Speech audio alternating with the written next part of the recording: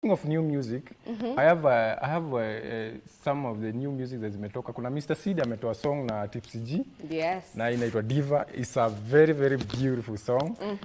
Savara kuna new song na inaitwa Parapanda.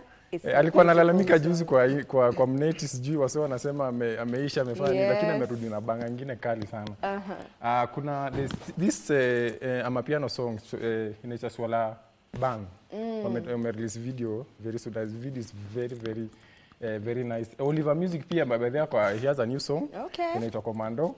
And pia there's another song by Enos B. Enos B alifanya Yope na Diamond.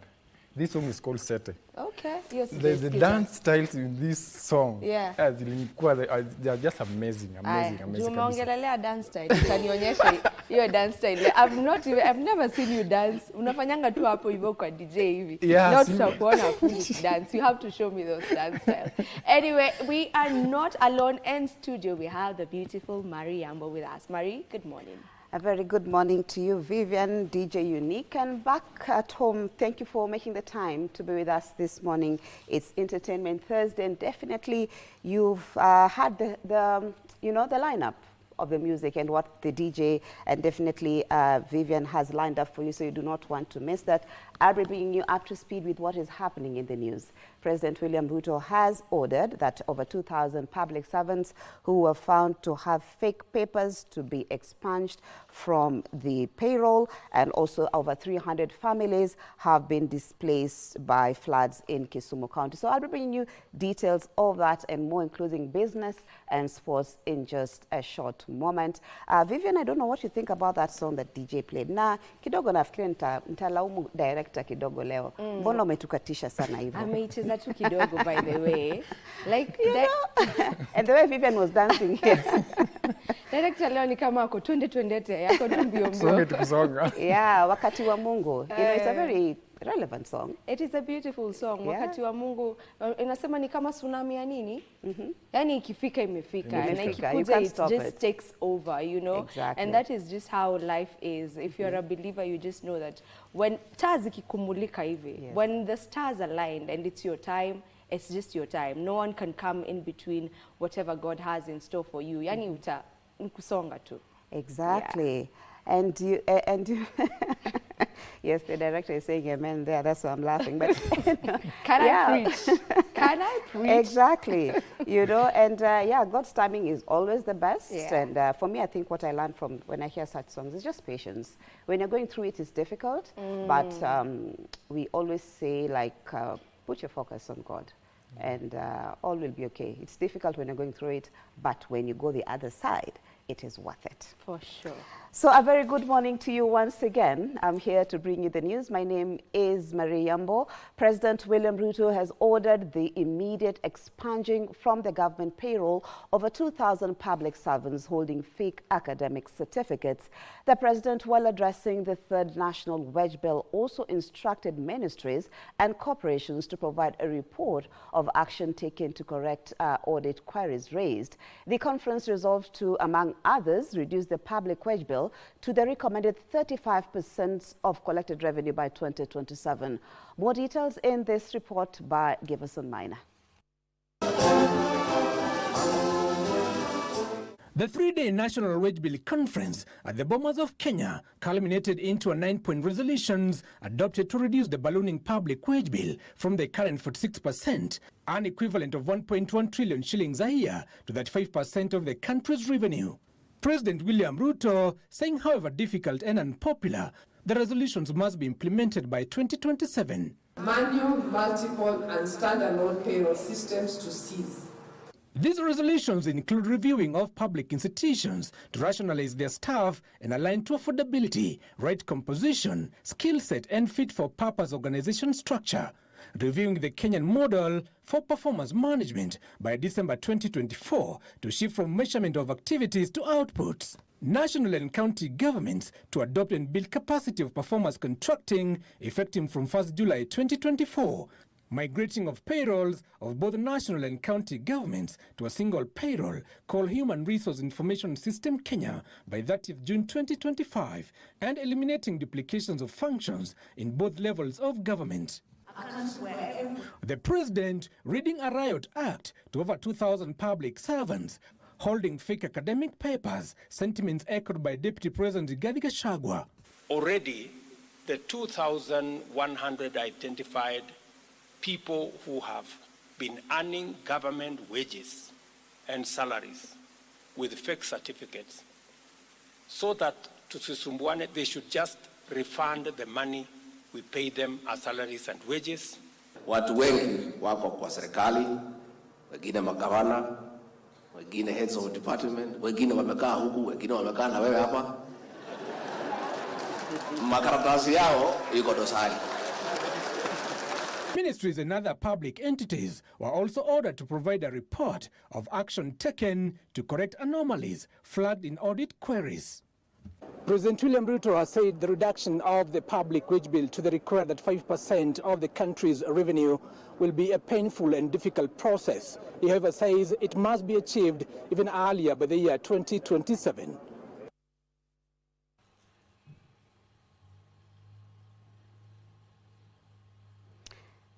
Thank you, Giverson Minor.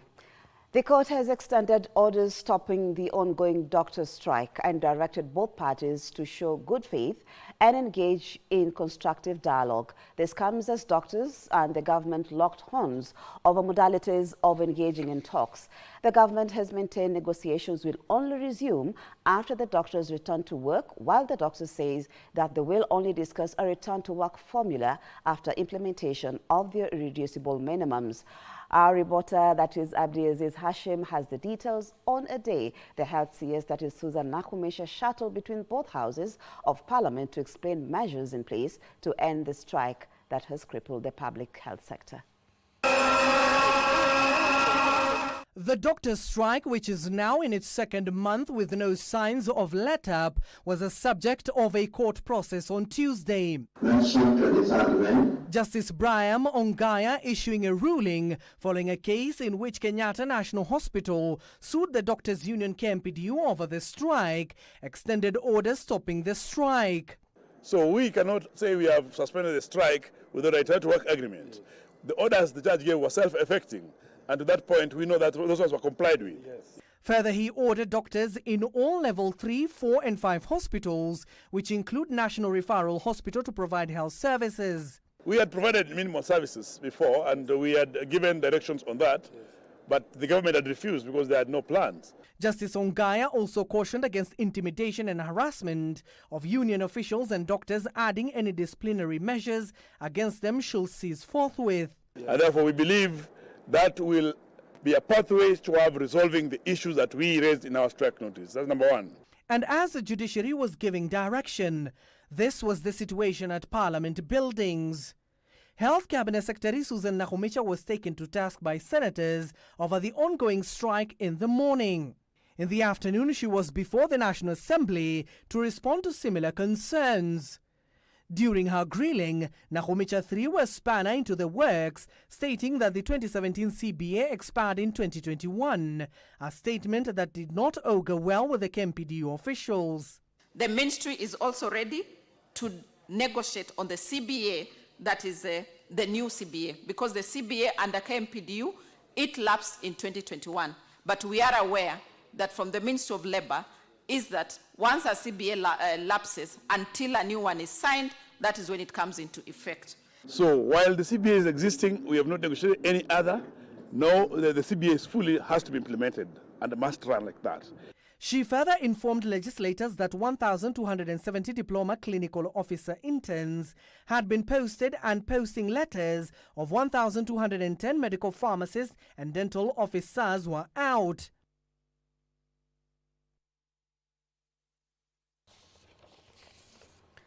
Now, the High Court sitting in Murang'a has halted the decision of the Director of Public Prosecutions to charge former Murang'a Governor Mwangi wa Iria and 9 others over graft charges. Justice Cecilia Githua issued the orders following an urgent application filed by the former Murang'a Governor, saying the intended prosecution by the Director of Public Prosecutions at the Milimani Anti-Corruption Court is unconstitutional.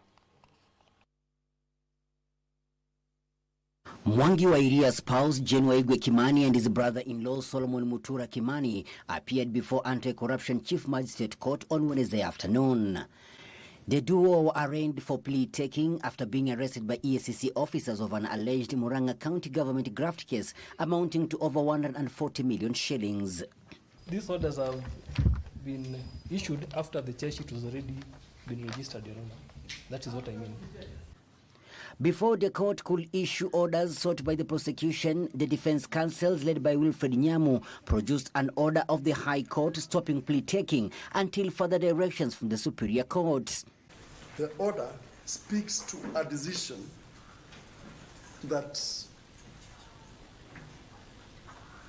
affects all, even those that have not filed this petition, who are not parties to this petition. Whether you discharge their appearance or not will be in violation of these orders. Because in my view, the decision to charge has been stayed. Based on the facts presented in the High Court, I've seen the application. From all these accused persons, from being charged in court, the matter before Magistrate Court will be mentioned on 29th April 2024 to confirm the progress of the applications pending before the High Court. There is no even an offense of obtaining. Elsewhere, a Congolese national accused of defrauding an international trade company over 156 million shillings will know his fate on Friday. Prosecuting counsel James Gashoka told the court that the accused entered Kenya using an interpass from Uganda despite holding a DRC Congo passport. Interestingly, at page 5, the first paragraph, the probation officer says that she saw a list, however the same ended in February. Thus the accused person cannot be said to have an abode in the country. However, his defense counsel, led by Gordon Ogado, urged the court to release their client on bail, citing the prosecution has not adduced compelling evidence. This court has had arguments on the issue of bail. It has a draft idea of the issues in question, and therefore it can make a sound decision as to whether it can grant the orders for those particular documents to be assessed or not. Meanwhile, former Chief Executive Officer of Java Chain of Hotels has finally been charged for defrauding a businessman 7.9 million shillings. The accused, Derek Cornelius Van Houten, appeared in court following a warrant of arrest issued against him by the trial magistrate Lucas Onyina. Kenya shillings 500,000 with one contact person. For a trial mentioned on 26th of April this year.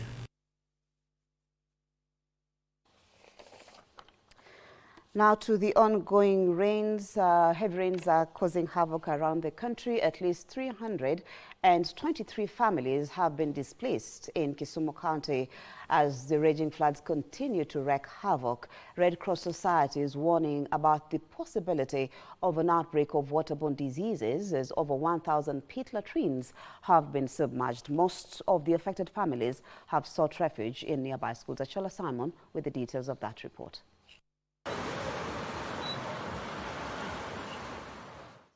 The raging floods in River Nyando is a scary reminder to thousands of households residing along the river and many other small streams in flood-prone Kano plains of the calamity in the waiting.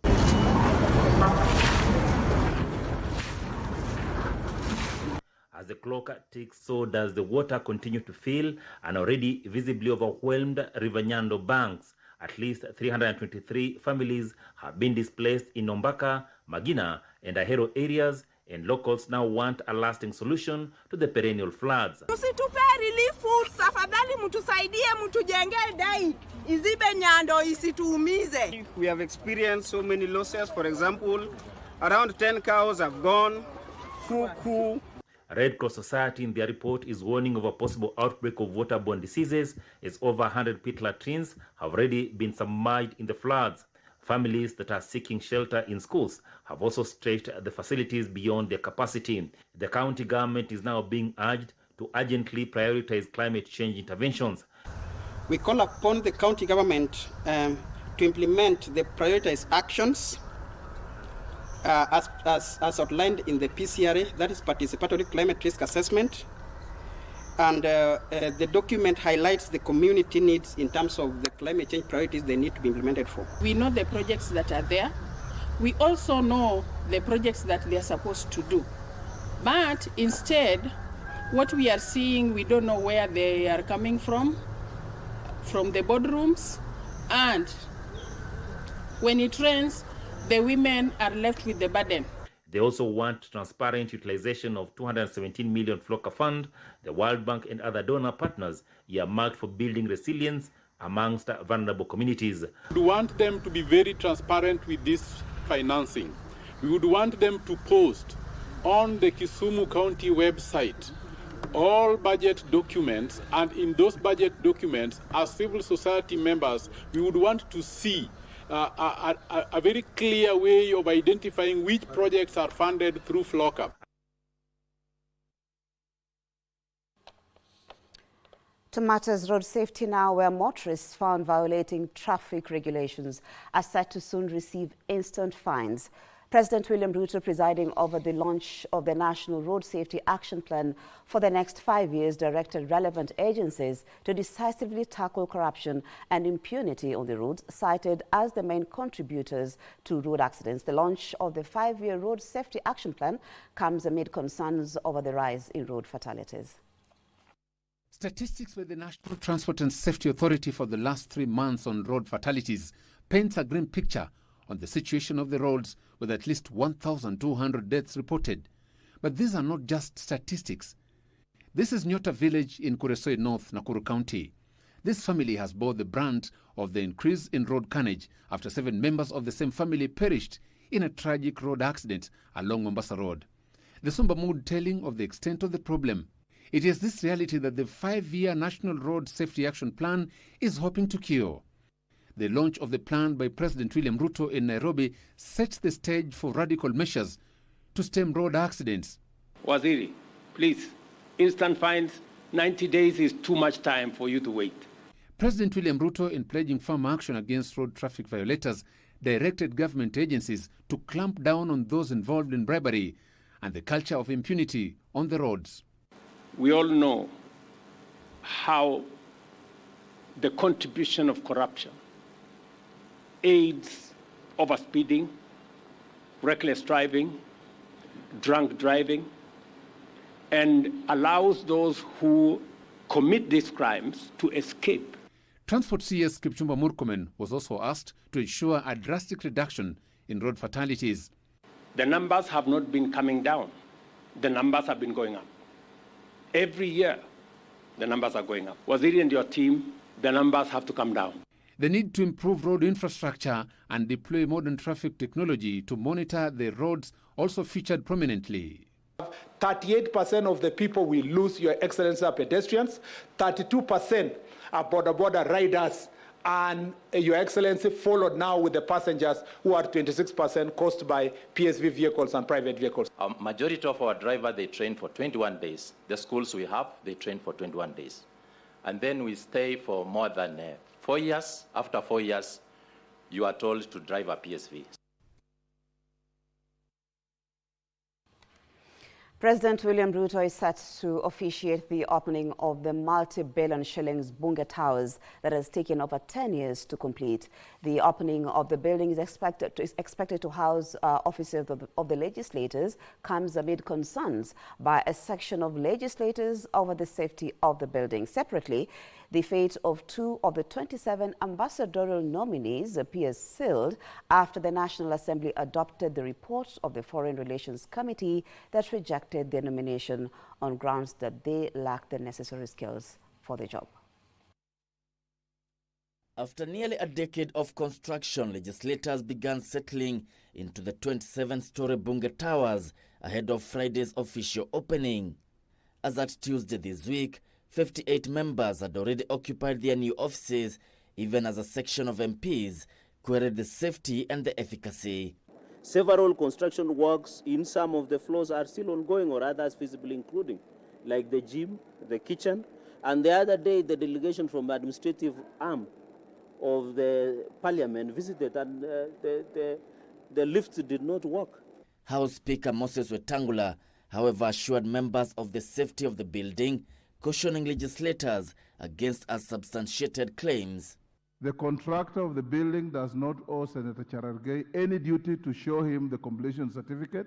Rarieda MP Otiende Amolo also called for an audit as the building was constructed at a cost of 9.6 billion shillings, up from the initial estimate of 5 billion shillings. Meanwhile, the fate of Charles Githinji, nominated as Kenya's ambassador nominee to DRC, was sealed after the National Assembly okayed the report of the Defense and Foreign Relations Committee, rejecting his nomination. And that the appointing authority recalls any Consul General who is serving without requisite approval by the National Assembly to undergo the necessary approval process. As members of that opinion say aye. Aye. Will those of the contrary opinion say nay? Aye. The ayes have it. Finally, the National Assembly is mulling over amending the Sexual Offences Act 2023 to criminalize seeking favor through sex, amend what they say are rising cases of sexual extortions for jobs and opportunities in the country. 1. Propose amendments to the Penal Code, Sexual Offences Act and other relevant criminal laws to explicitly define sextortion as an offence, make clear provisions on penalties, support for victims, and for connected purposes.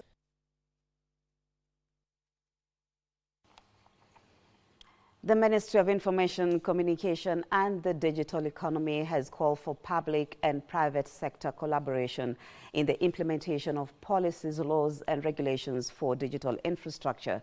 Speaking during the Digital Transformation in East Africa Conference, Information, Communication and the Digital Economy Cabinet Secretary Eliud Owalo said that the government is cognizant of the impact that digitization has on social development and is keen on leveraging on technology for growth in e-commerce.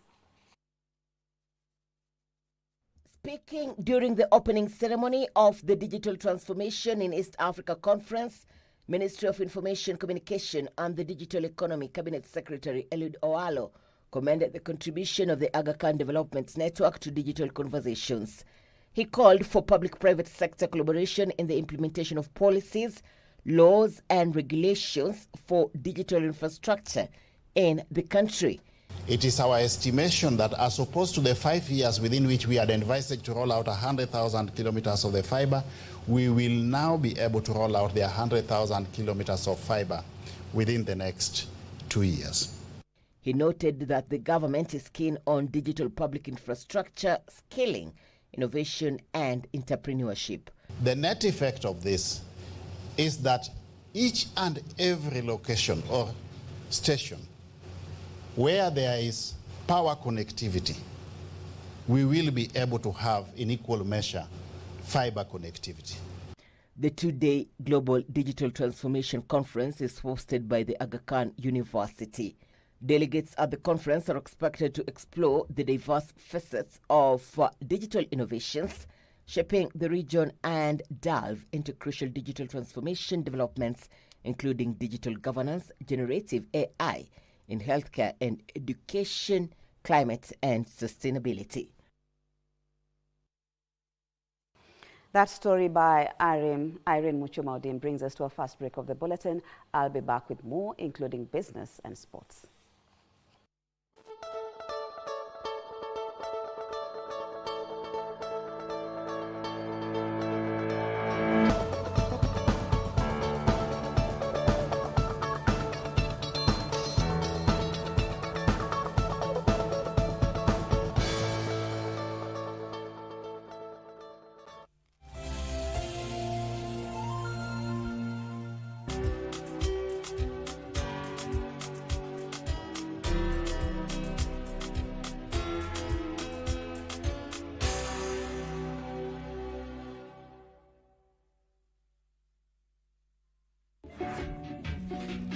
Ndio huyu hapa ameshikwa. Unajua utakuweka huko nje mpaka amalize kutoa usaidi. Mimi naenda nyumbani basi. Jaribu.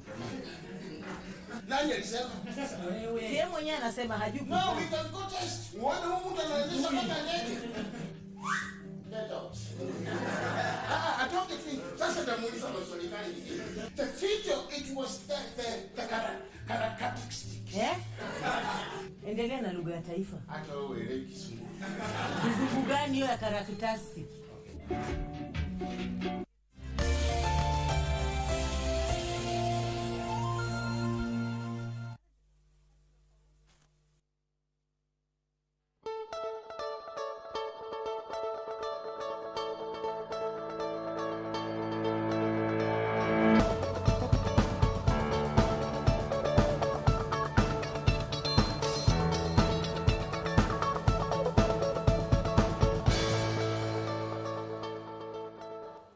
Thank you for staying with us. There is need to support innovation and and indigenous inventions for scalability and sustainability in the ICT sector in the country. Communications Authority of Kenya Director General, that is David Mugonyi, says a collaborative approach instead of competition between the public and private sector is key to drive the growth of the ICT sector. Let's get more details of that story. The ICT sector has seen a surge in adoption, innovation and investment, with its growth rate outpacing other industries by up to 2.5 times. We now need to start seriously thinking about how we can be able to support the innovations that are coming out of Kenya and homegrown solutions. To recognize excellence and innovation, the Communications Authority of Kenya has introduced a new category in the KUZA Awards to honor licensees who excel in technological advancements and digital inclusivity. We realized we could add more value to the two events by merging them and expanding the awards to incorporate the fullness of the ICT sector. The award shall now be called the KUZA ICT Awards. The KUZA ICT Awards is expected to provide a platform for showcasing the latest innovations and creativity in embracing new technologies in the digital space. Under this new arrangement, the ICT Week 24 will culminate with the first edition of the KUZA ICT Awards.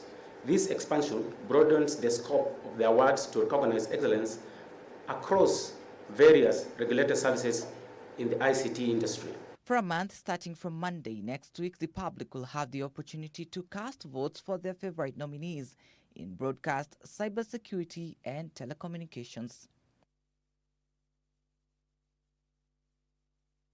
Thank you, Trevor Ngenda, for that report.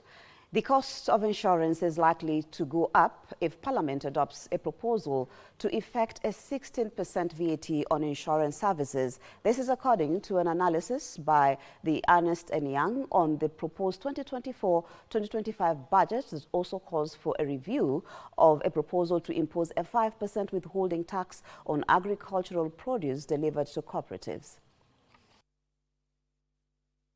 The insurance penetration, which is the ratio of total insurance premiums to gross domestic product, currently stands at 2.43% in Kenya. Among factors blamed for the low insurance penetration is the high cost of premiums. So the question is, do you really want now to overburden that particular sector, a sector that you are also on the other hand saying that you want to promote?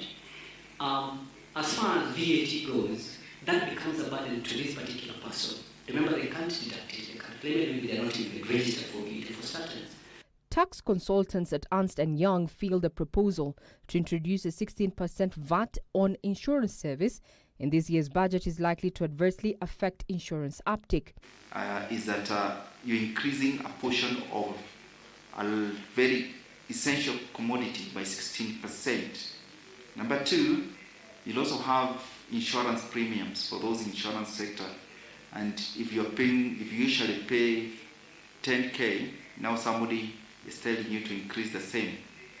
The tax consultants are also concerned about a proposal to introduce a 5% withholding tax on agricultural produce delivered to cooperatives, which is meant to expand the tax bracket. Clustering in terms of Wajil, you're doing camels, how do you tax that? And encourage Kirinyaga, Kiambu and all that to be in tea and coffee and give them mad revenues like the way we have seen in some countries like Uttar Pradesh. Ernst & Young recommends implementation of cluster taxation within the agricultural value chain. Implementation of the national tax policy and the medium-term revenue strategy is expected to raise 2.95 billion shillings as ordinary revenue.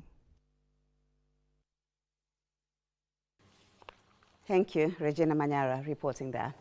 Absa Bank Kenya says it has invested 18 billion shillings in various real estate projects, among them affordable housing and student accommodation.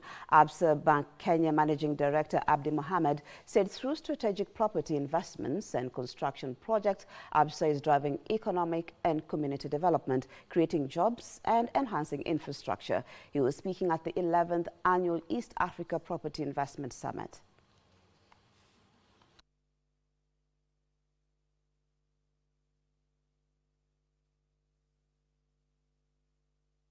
Everything is moving digital, so there's a lot of automation processes going on, like M-Pesa integration, bank integration, where there's also been like a lot of cases where landlords and developers are complaining about rental frauds. We've been seeing people going for years without paying rent, and because there are no system where you can check, you have to download statements for them to view and manually check. So now we are coming up with such solutions to create a better bond between developers, landlords, and even the clients. So there's a lot of externalization of infrastructure caused by the government because the growth in real estate, which has been very rapid in the last 20 years, has not been matched by expansion in infrastructure.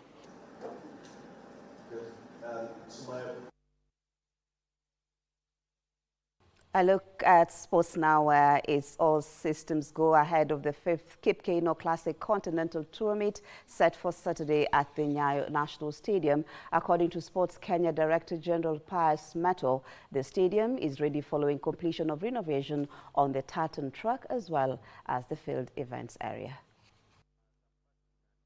Sports Kenya Director General Pius Meto has urged Kenyans to turn up in numbers to cheer local athletes. I want to say that we are ready. We have done what is expected of us to do to ensure that the event moves on smoothly.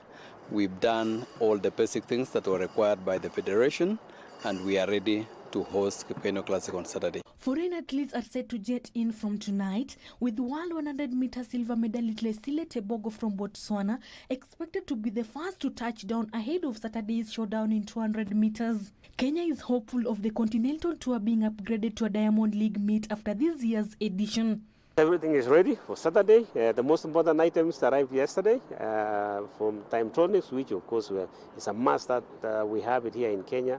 The government has really supported us in acquiring some of this top-of-the-heart timing equipment and also any other aspect of the items that is required in this stadium.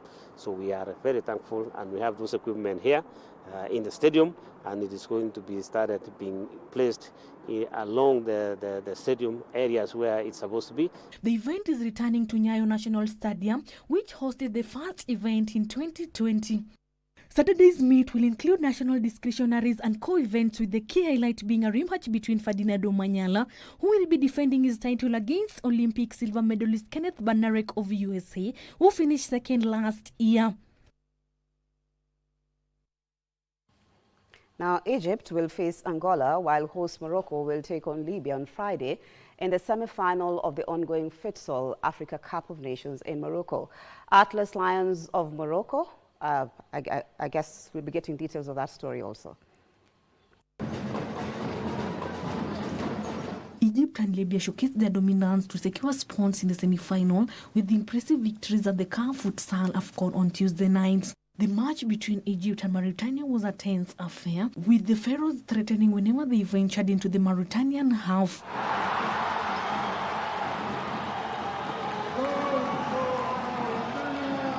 Mohamed's early attempts crashed into the side netting, setting the tone for relentless Egyptians' attack.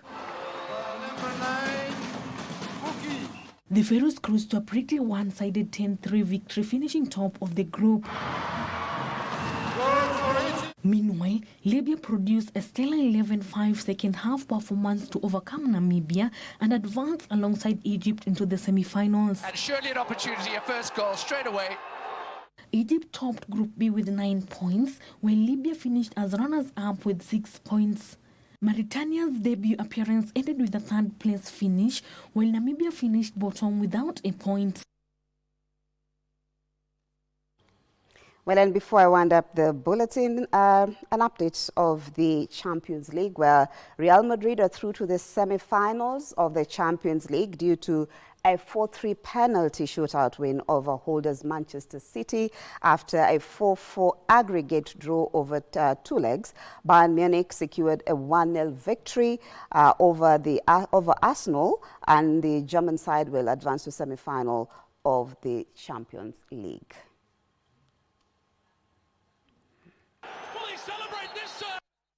Brings us to the end of the bulletin this morning. Thank you so much for your time and for starting your day with us here on Good Morning Kenya. I hope you can stay for the rest of the program. Vivian and DJ Unique are still here to take you through the rest of Entertainment Thursday. My name is Mariambo. Keep it here, Channel 1, KBC Channel 1 TV for more news updates. See you again.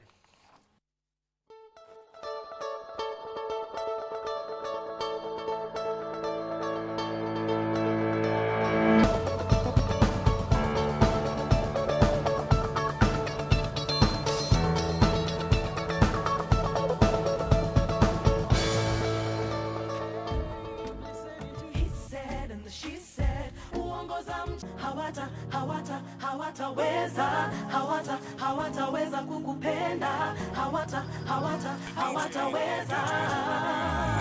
It's the one and only DJ Unique, the messenger. Do you have to be this way? From all the promises we made, you wanna blow up all the loving that we gave. Listening to he said and the she said, uongo za mjini zimenoga. Niamini na kupenda ni wewe tu. Wakusema watasema, usiku watalala. Hawataweza kukupenda vile ninavyokupenda. Amini hata tu.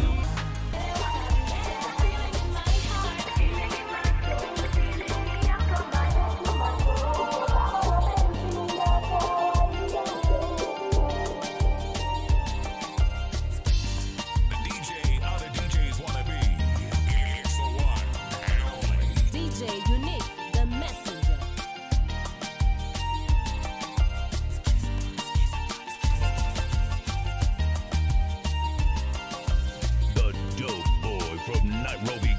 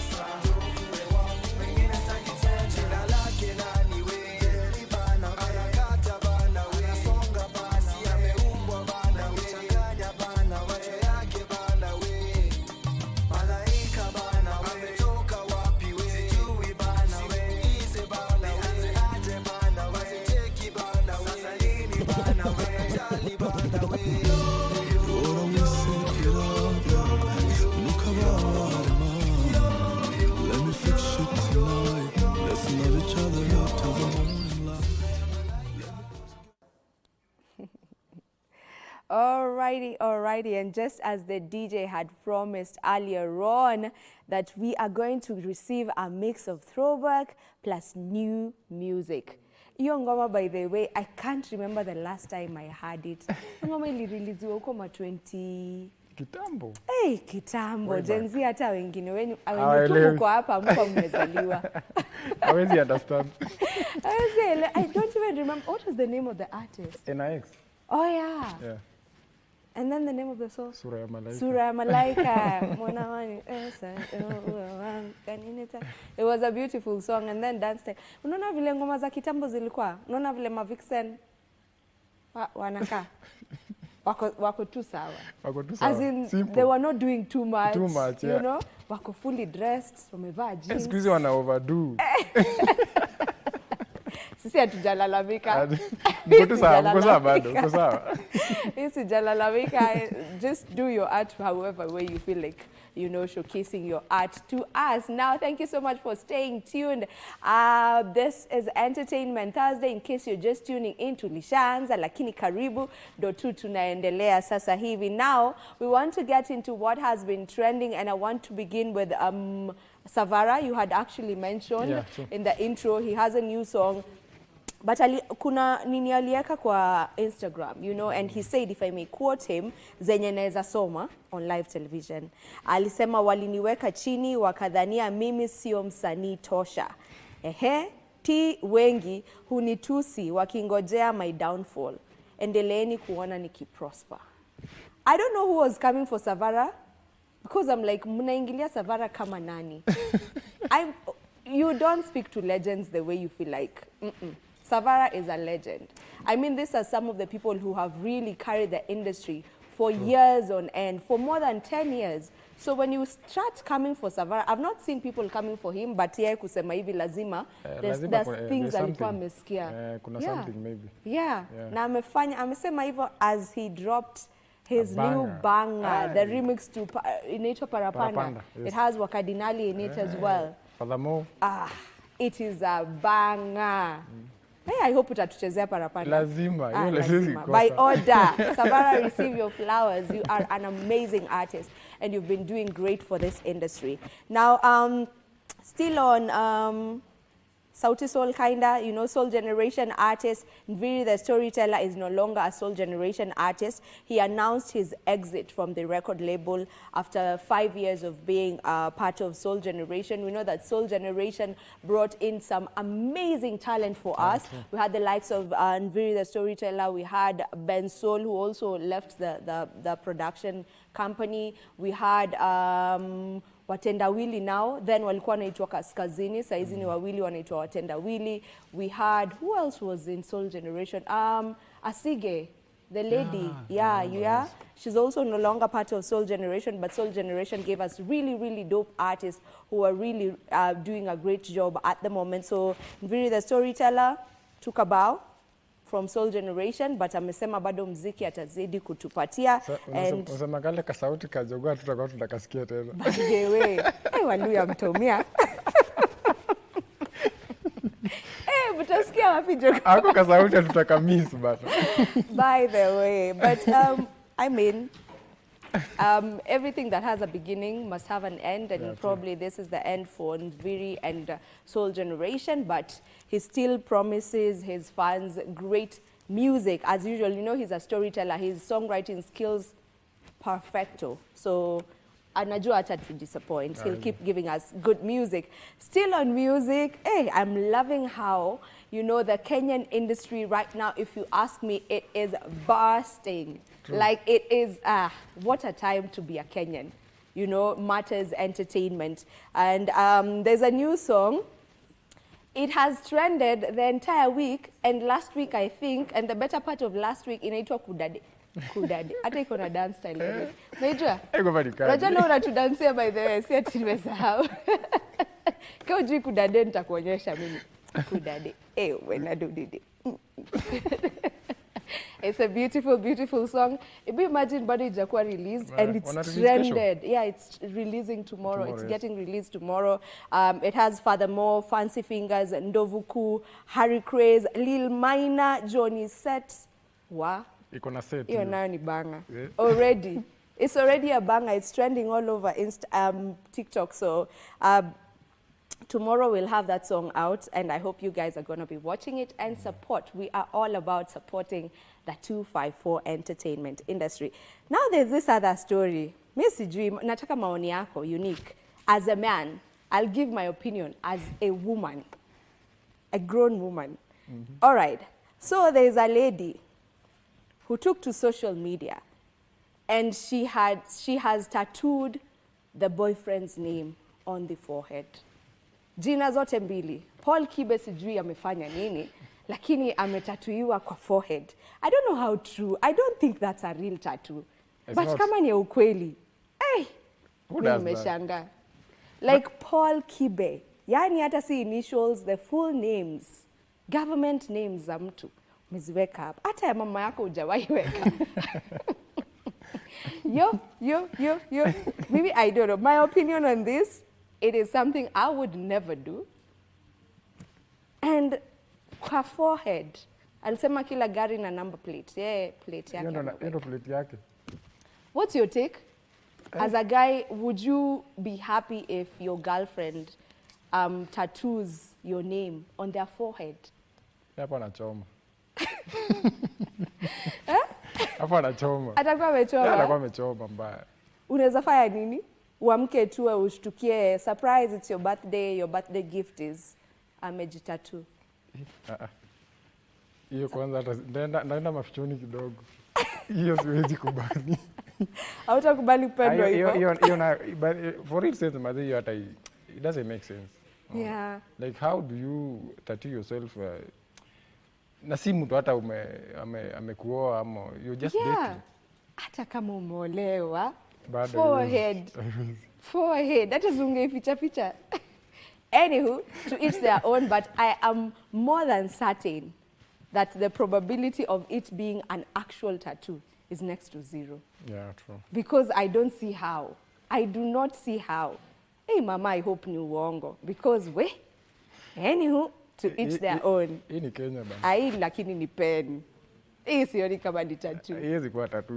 Maybe tu ni mark tu aliweka tu for some time, Yeah. which is clout. But alikuwa kwa tattoo shop and ile tukaisikia. But ni uongo. Anyway, to each their own once again. Kama ni tattoo ya ukweli, sawa. Utaikava up tu siku moja. Na tuko tu hapa bado. Tuko tu huku. Anyway, that aside, Balo's friends are doing an amazing thing. You know, Hype Man Balo, I'm sure all of you now know him. If you are into the entertainment scene, you definitely know him now, even if you didn't know him back then. He's the Hype Man wa John Falme, you know, and he's being accused of murder. Now, his friends have organized a football tournament and concert, and this is to try and raise his legal fees. So it's called the 7-a-side tournament and concert, and some of the artists who will be present who are supporting this cause are the likes of Octopizo, Caterpillar, Daddy Owen, Mr. Seed, Moji Shot Baba, Trio Mio, Monsky. We have so many of them. We have several MCs and hype men. That is MC Gogo. We have Gudaman. We have Aziza. We have MC Jose. We have so many people who just come through to try and help raise legal fees for Balo. Some of the DJs who will be performing on that day. Please note that they're doing this for free. Yeah, true. You know, you just come in, you pay. You pay to get in. I think it's 1,000 bob for the concert, 1,000 bob Kenyan shillings for the concert. And the DJs who will be present, Chris Darling and the entire Doty family. We have DJ Sadiq, DJ Daffy, DJ Brownskin, DJ Mzito, and Godo the Guru. So many of them have just come through to show their support to Hype Balo, and I think it's a good thing. Yeah, true. It's a good thing to celebrate, to try and just come through for your people. That aside, there's this other thing about urban tone. Bado watu wanazungumzia urban tone. Some are saying, oh, well, you know, this genre, itapotea. It's not an actual genre. Are we taking the break now? Okay. So some are saying it's not an actual genre, sijui nini nini. And Habida, I'm sure you remember Habida alifanya ngoma na Nameless back in the day. Inaitwa Sunshine. Okay, let's take a short break.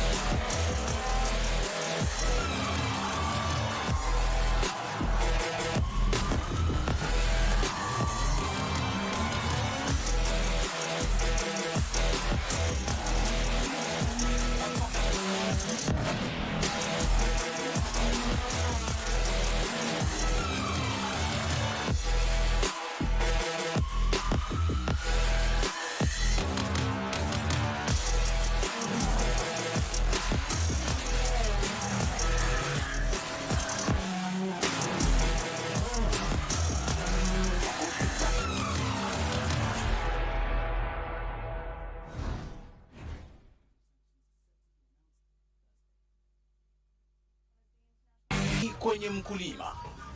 Tutafuga mbuzi mjini. Ukizingira shamba yako na ujenge nyumba yako ukiinua juu, hutapatana na magonjwa vile kama pneumonia. Kisha tukuze samaki katika vidimbwi. Kwa mkulima wa kawaida ambaye anaweka samaki kwenye vidimbwi anaenda miezi 9 hadi mwaka mmoja. Kumaanisha mfumo wetu wa kufuga samaki ni mzuri mno, kwa sababu kama hapa tunavuna samaki kutoka kwa kila kidimbwi safari 2 kwa mwaka.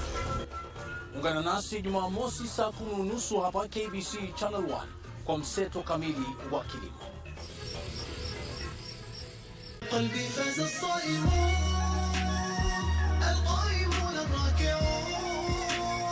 Katika mwezi mtukufu wa Ramadhan kunazo natija nyingi ambazo Waislamu tunapata kutoka kwa Allah Subhanahu wa Ta'ala, zikilingana na ibada ambazo tutekeleza. Ikiwa moto ni mzito, Mwenyezi Mungu anatangaza biashara ambazo kwamba zitawaokoa binadamu kuingia katika moto huo. Na anasema kimbieni muombe msamaha kwa Mwenyezi Mungu. Na ukishakimbia kuomba msamaha, ujaribu sana usirudie lile kosa.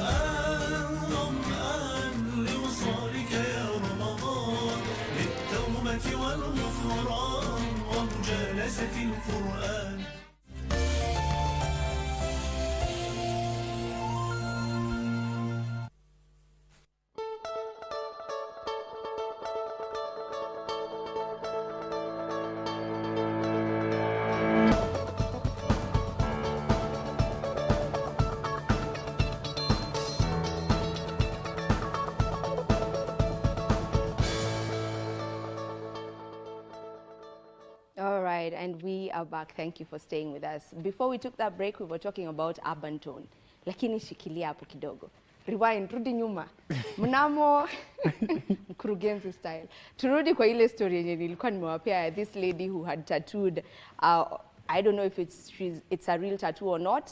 The tattoo mwenye ametattoo jina the boyfriend kwa forehead. I forgot to tell you how the boyfriend reacted. Alimgift. Guess gift ilikuwa nini? Si gari, si nyumba. Aligiftiwa flower na yogurt. Ya 70 bob. Hey! Mama, thank you so much for tattooing my name on your forehead. Here is a flower for you. This yogurt, take it. Hey. Anyway, tumeachana na hiyo. Turudi kwa urban tone.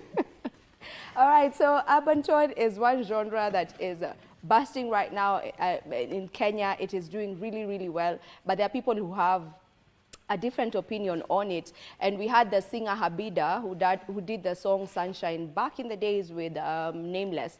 Habida alisema, those are not hits kwa sababu ni ngoma za wenyewe.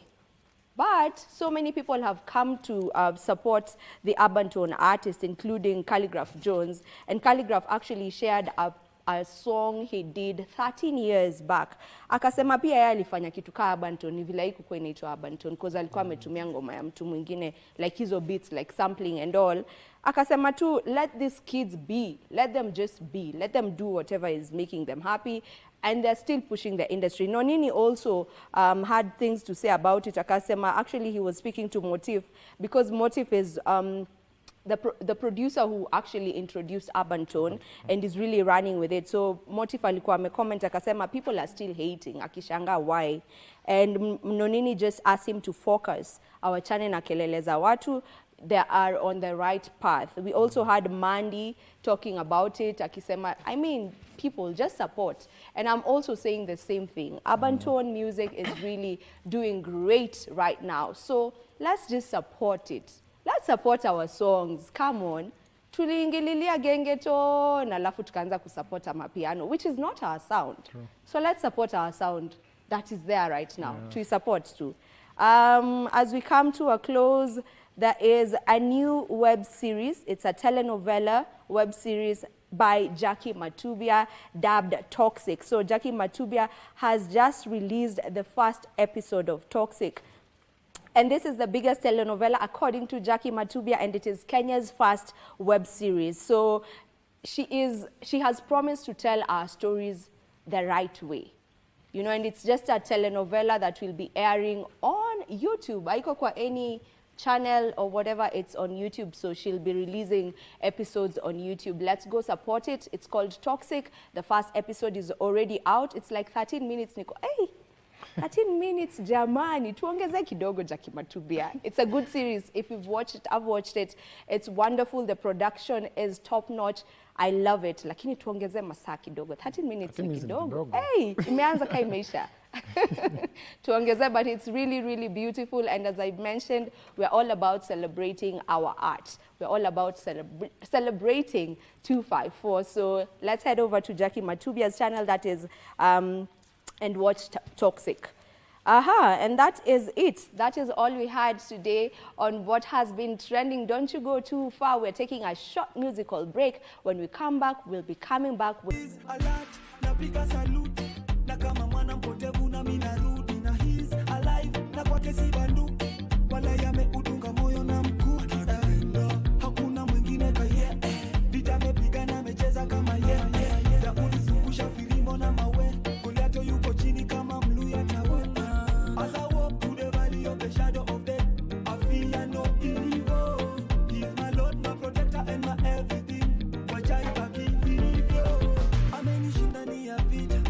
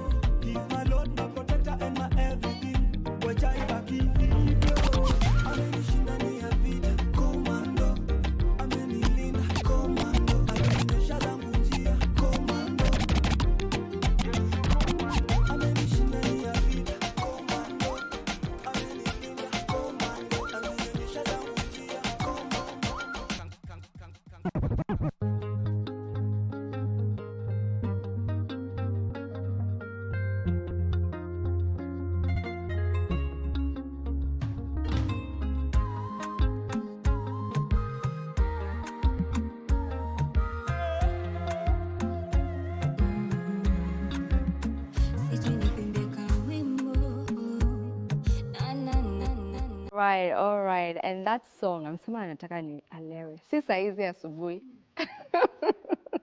Si saizi, by the way.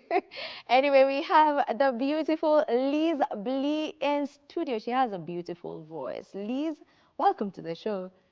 Thank you so much. You're well? Yeah, I'm well. I love the butterfly thingies you. all over your hair. It's giving baby girl. Because I'm a baby girl. You're doing well? Yeah, I'm doing well. Let me just start with that song. Nataka nilewe. Where did that song come from? Are you even of age? Come on. I'm not that young. Yes, I'm of age. Tell me about that song. So the inspiration came from ilikuanga December, and when it's December, it's all about sherehe and all that. So kama it's all about sherehe, ukienda studio, what are you thinking of? Utaimbia nini mafansi yenye itawafurahisha ukienda clubbing? So there, hapo ndo nikapata inspiration yangu ya nataka nilewe. Yeah. You started officially singing in what year? 2021? Yes, 2021. Tell me about how that journey, tell me about that journey rather, and how it has been this far. The industry has challenges. Kila mtu amepitia zake. But naweza sema that nimepitia zangu, but nimeichukulia positively, and any challenge nimekuwa ikikuja my way, nimekuwa nikichukua kama a way to grow. So it has been hard, but it has been easy. I've been growing. Where I was 2021 is not where I am right now. Yeah. There's somewhere I read where you say that you almost gave up. There's a time you wanted to give up on music. What was happening at that time?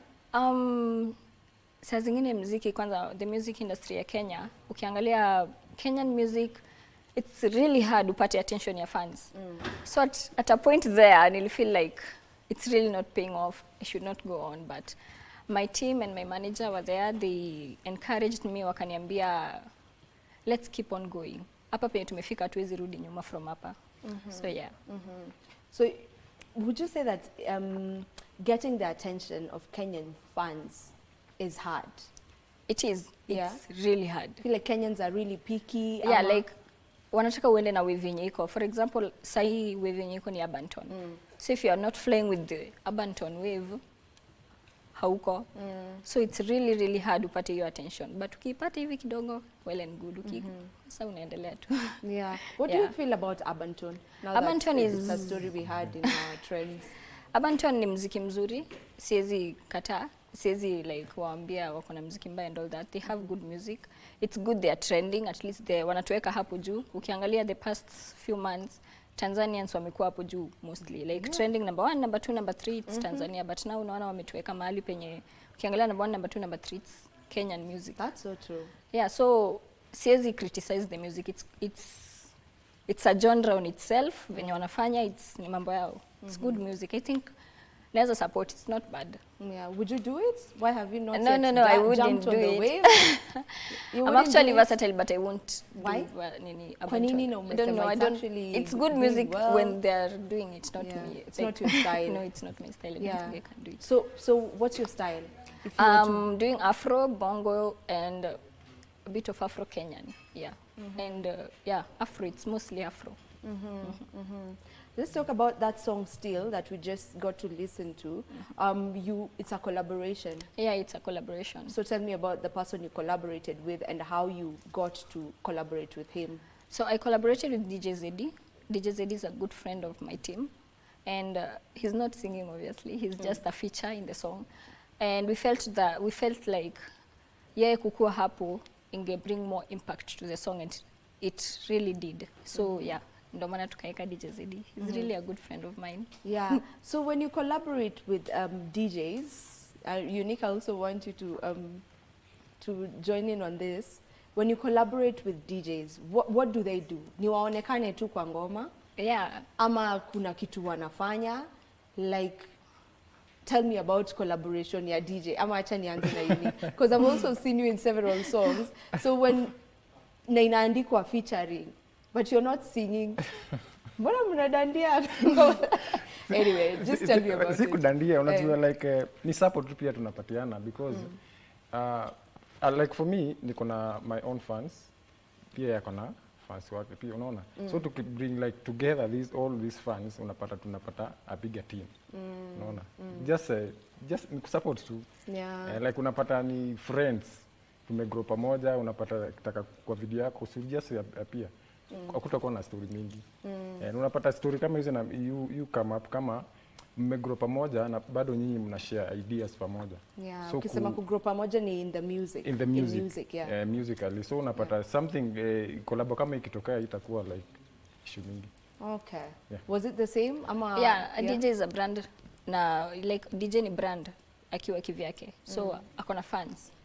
So tukicollaborate, fan base yake, fan base yangu, we create something. Inaenda venye itaenda. Yeah. It was received well, the song? Yeah, it was received well. Yeah. All right.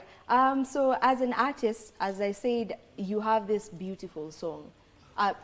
Sound rather. You sound so well. You know, you have a good voice. That is the name I was looking for. Voice. You have a beautiful voice, you know, and is it something you have worked on over time? Ama you just, it's naturally given to you, like it's a gift, you have a good voice. Ama have you had to also still work on it? Kuna kuanga na artists different. There's an artist mwenye amezaliwa kimba, a vocalist. But kuna mtu lazima utaiwakia. For me, siwezi sema I was that good kitambo. But with time, I've been working on my vocals, working on my keys and all that. Ndio nikafika penye niko. So it has been a journey. My vocal training has been a journey. Yeah. So you actually do vocal training? Yes. You have a teacher, ama YouTube University? Yeah, I have a mentor. Okay. Yeah, he takes me through. Utaki kumpatia flowers zake? T-Music, Tista Muziki. Thank you. All right. What's the future like for you? I'm working on new projects. Mingi sana. I'm working on an EP. There's an EP that is coming before the year ends. I'm really excited. It's going to be my first ever EP. I've never done one. I'm working on videos, new music before. Zinakuja tu. Kuna mziki inakuja mingi sana. So anyone watching out there, my fans, thank you so much for the support. Na muendelee kusupport kwa sababu I'm not planning to fail you guys. I have new music coming up and it's good music. When you said you're working on your EP, how does that look like? Already unajua vibe yenye unataka ikue kwa hiyo EP, already ukona like the title of the EP and then now you're working towards it, ama when an artist is working towards an album, an EP, anaanza wapi? First of all, sija decide on the title. So we're still recording songs, adding the collaborations that are needed for the EP. And with time before the launch and all that, tutakuwa tumesha decide everything. So it's step by step. Yeah. What's the song that you're pushing right now? Mwenyewe imetoka recently. Yeah, but the video is not yet out. Yeah, we are going to release the video maybe next week or next week, but once, so my fans pia wakae ready. It's going to be fire. What's Mwenyewe about? Mwenyewe is a love song. Yeah, I'm just telling the guy, nataka nipende mimi mwenyewe, no one else. Utamtatu? No. Can you do that? No, I can't. No, I can't do that. You cannot do that. Okay, who is the artist that you would love to work with in the industry that you just look at and you're like, I love your work? I love Jovial. Jovial is so amazing. She's my role model. She's my inspiration. I just love everything about her. So I'd like to work with Jovial. I'd like to work with Calligraph Jones. He's on another level. Yeah. Tanzania, I'd like to work with Nandi, Vanilla Music. Yeah. Yeah, I see the people who do exactly the same thing. Yeah, the same genre. Jovial does the same kind of music, Nandi as well. And I hope you grow to get those collaborations. I will. Right. Do you mind singing for us an a cappella? Yeah, Mwenyewe or whichever. Mwenyewe. Let's go. This is your camera. Okay. Sijui nikuimbie ka wimbo na na na na na kama Musa nitumie fimbo bora tu unielewe ama nitumie mafumbo jumoyo ushajifungua fundo na na na na na na na. All right, speak to your fans. That's your camera still. So just talk to them and also let me start by know. thanking them. They've been really, really supportive. And kama wako wale wanijui, find me on Liz Blee on all social media platforms. It's BLEY kwa wale wananitanga Breezy and Bree. It's BLEY, it's Blee. Yes, so follow me on TikTok, Facebook, Instagram, everywhere. And stay tuned. I have something very big coming up. Na siwezi taka kuona mkipitwa. Thank you so much for the support so far. I love you guys. All right, that is Liz Blee. As you've heard from her, she has a lot of things in store for you. She has an EP that she's working on that will be coming soon, and she's just working. So be sure to follow her on her social media platforms so that you get to keep up with her. Usipitwe kama vile alivyosema. And Unique, sijui utatudropia ngoma gani ya Liz tukimalizana? Eli. Eli. All right. Eli it is. Liz, feel free kuimba pamoja na ngoma yako.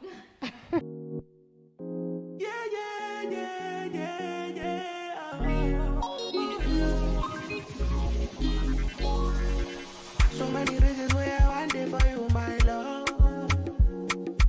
Now you want to retire with my love. Oh. See all the little good things you do, they make me no. This distance is taking it all on me for sure. Baby, come. I want you every day. And I want to make you low. I feel like make you low. Oh no. I want you every day. Oh no. And I want to make you low.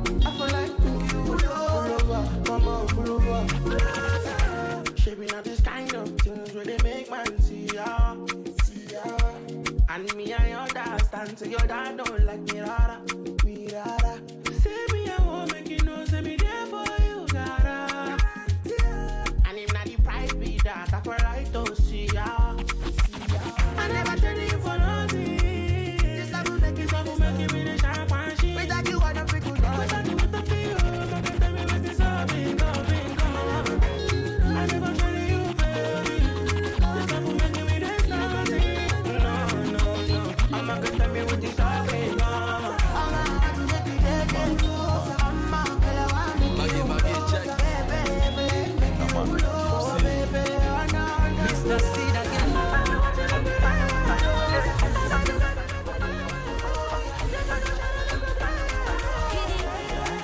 Kuna kiaroma kinakaa mtoka inside ambaye nimekisoma kinakadiki delicious. Kwele imejaa na imelishwa kitingizwa inatingika tingika divas ni divalicious. Kuna kiaroma kinakaa mtoka inside ambaye nimekisoma kinakadiki delicious. Kwele imejaa na imelishwa kitingizwa inatingika tingika divas ni divalicious. Kuna kiaroma kinakaa mtoka inside ambaye nimekisoma kinakadiki delicious. Kwele imejaa na imelishwa kitingizwa inatingika tingika divas ni divalicious.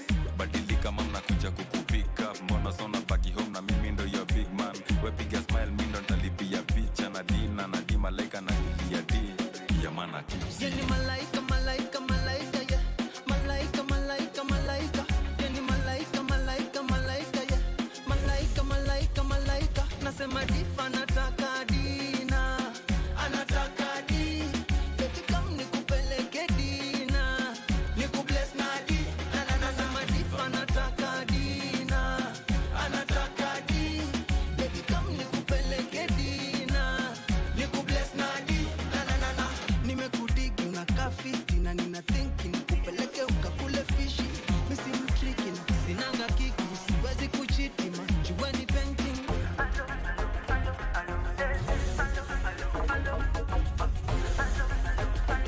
Mage baby girl alone as you toke home mini kuperform niko madona na choma ndom like never before nina boni kuzima danga zote tu balon mazene za nice nikipata wako na kwela anataka twende dina jina ni Mona Lisa na metoka umo machaji wanapita wakilia shiza kila na mimi najibamba nikitoka na madiva magi Nasema difa nataka dina. Anataka di. Eti kam nikupeleke dina. Nikubless na di. Nasema difa nataka dina.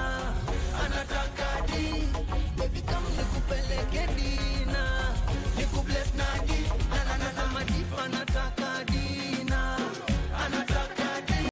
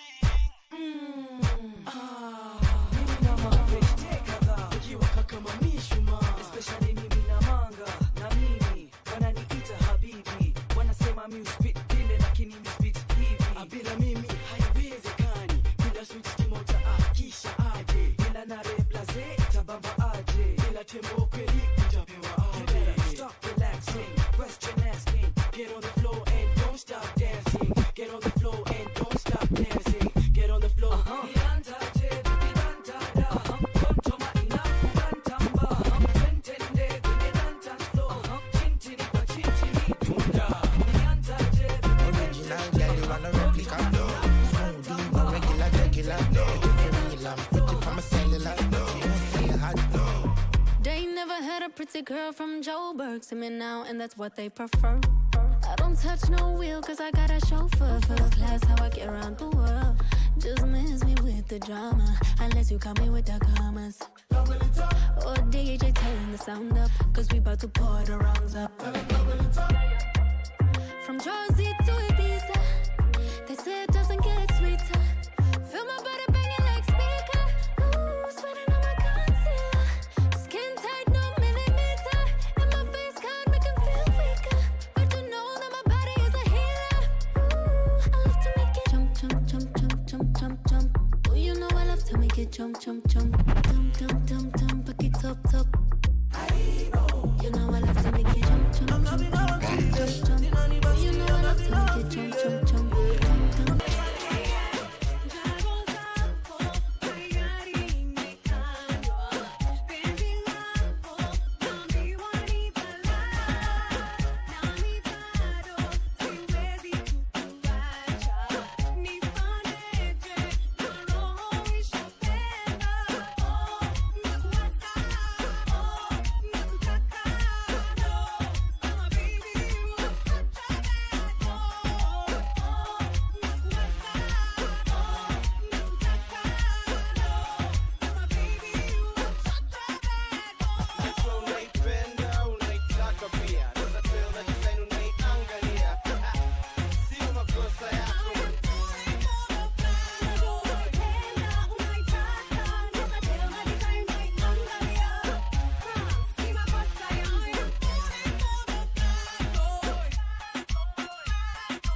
The dope boy from Nairobi, Kenya.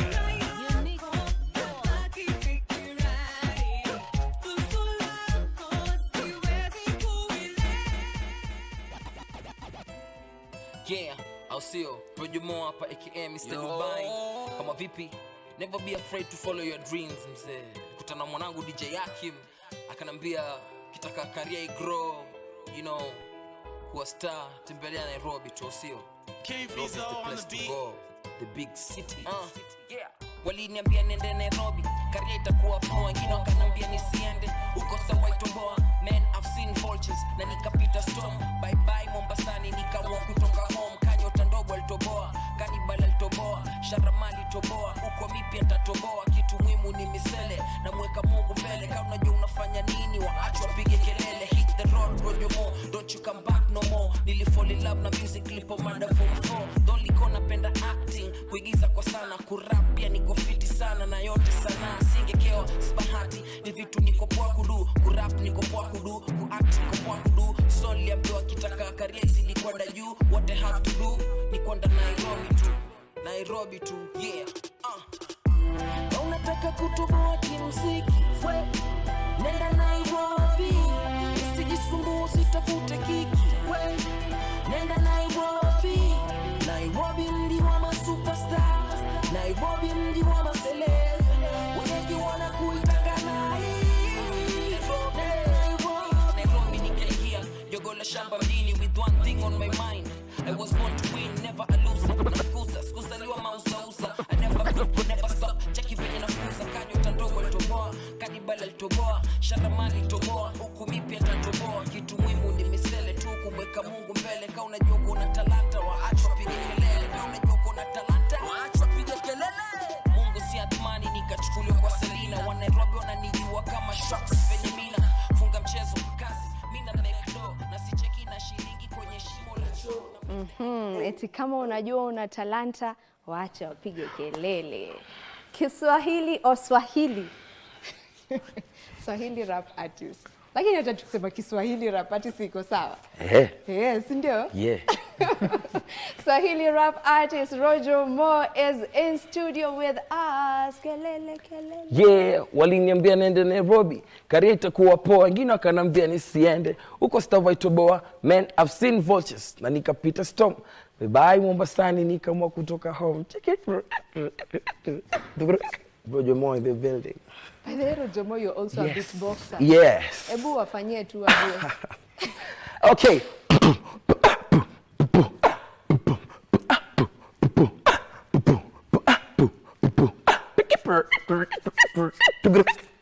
Rojo Mo. Yeah, just like that. I'll see you. Hivyo ndo mnatolewa kwa hii. Tunachuja madj. Tunachuja pole pole. Tunachuja madj. Wa DJ wanatolewa. Hii inakuanga kazi ya DJ habari. Tunakuwa one man army. Wewe ni DJ, wewe ni msanii, unapigia vitu. Harafu, unafanya kila kitu mtu mmoja. Unafanya kila kitu. Everything unapiga yeye. It's good to have you on the show. Always a good vibe when you're here. Anyway, kuna wakati unakuwaga umeteremsha vibe. Aishukangi. Always on top. Kwanza asubuhi. Yatoka wapi? Mwenyezi Mungu tunaweza sema. Unajua tena. Kipaji cha Mwenyezi Mungu chisawahili ya Mwenyezi Mungu. Yeah, it's a good thing. From the man above. Yeah. Godha? Godha tena. Ilikuwa nadhani ujui. Niko rada. Uko rada. Niko rada. Welcome to Good Morning Kenya. Thank you. It's always a blessing to be here. You beautiful people. Yeah, kuongelea na Wakenya yani ni blessing kwa hapa. Kupotea si bure, unajua. Tukipotea kidogo pia ni fresh to create demand pia. Watu watutamani ndo watuone tena kama wanavyotuona sasa hivi. Yeah. I'll see you. All right, for someone who's watching you for the very first time, nataka uambie Rojomo ni nani haswa? Rojomo ni Davis Luvaha. Mimi ni mtu kutoka Western huko. Yes, kwetu ni Mbale town hapo kwa boma la mzee Luvaha hapo. My auntie Mary Luvaha, she's watching, I know right now. Yeah, so me, I'm born, raised in Mombasa, coast from coast, and right now I'm here in Nairobi doing my thing. Yeah, so Rojomo ni msanii kutoka Mombasani na nawakilisha, unajua mimi ni mwigizaji, mimi ni msanii wa kuimba, I'm a fashion model and all that, all under one roof. Yes, I can say that. Yeah. All right. I will have to cut the interview for now, kidogo tu. Right now we head over to Sagana. There's the drama festivals happening, and we have a presenter on set over there, standing by. So if we can just head over there for now before we get back to this interview.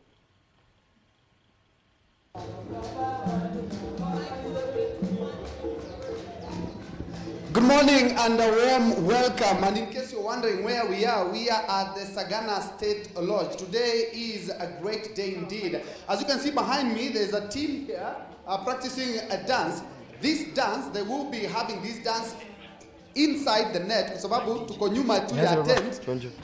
Because happening is the 62nd edition of the State House concert. For those who do not know, is that those young men and women who win in the National Drama and Music and National Drama and Film Festival, they get a chance to showcase their talent and what they have to the head of state. And this time round, last year it was in State House Nairobi, but this year it is a State House right here, or the State Lodge in Sagana. And I'm now joined by one of the trainers from Eldoret National Polytechnic who will be giving us a feel of what to expect. This is his team, and just tell us maybe what we will expect in the next couple of hours. Karibu sana. Kindly start by introducing yourself, tell us your name and who you are, and then you tell us something about what we're expecting. I've seen a big team behind you. Okay, thank you very much. My name is Paul Kisali Kizava. I am a trainer of drama. I've trained for the last 24 years. I've been working with the Eldoret National Polytechnic for quite a while, over 10 years now. I have written scripts.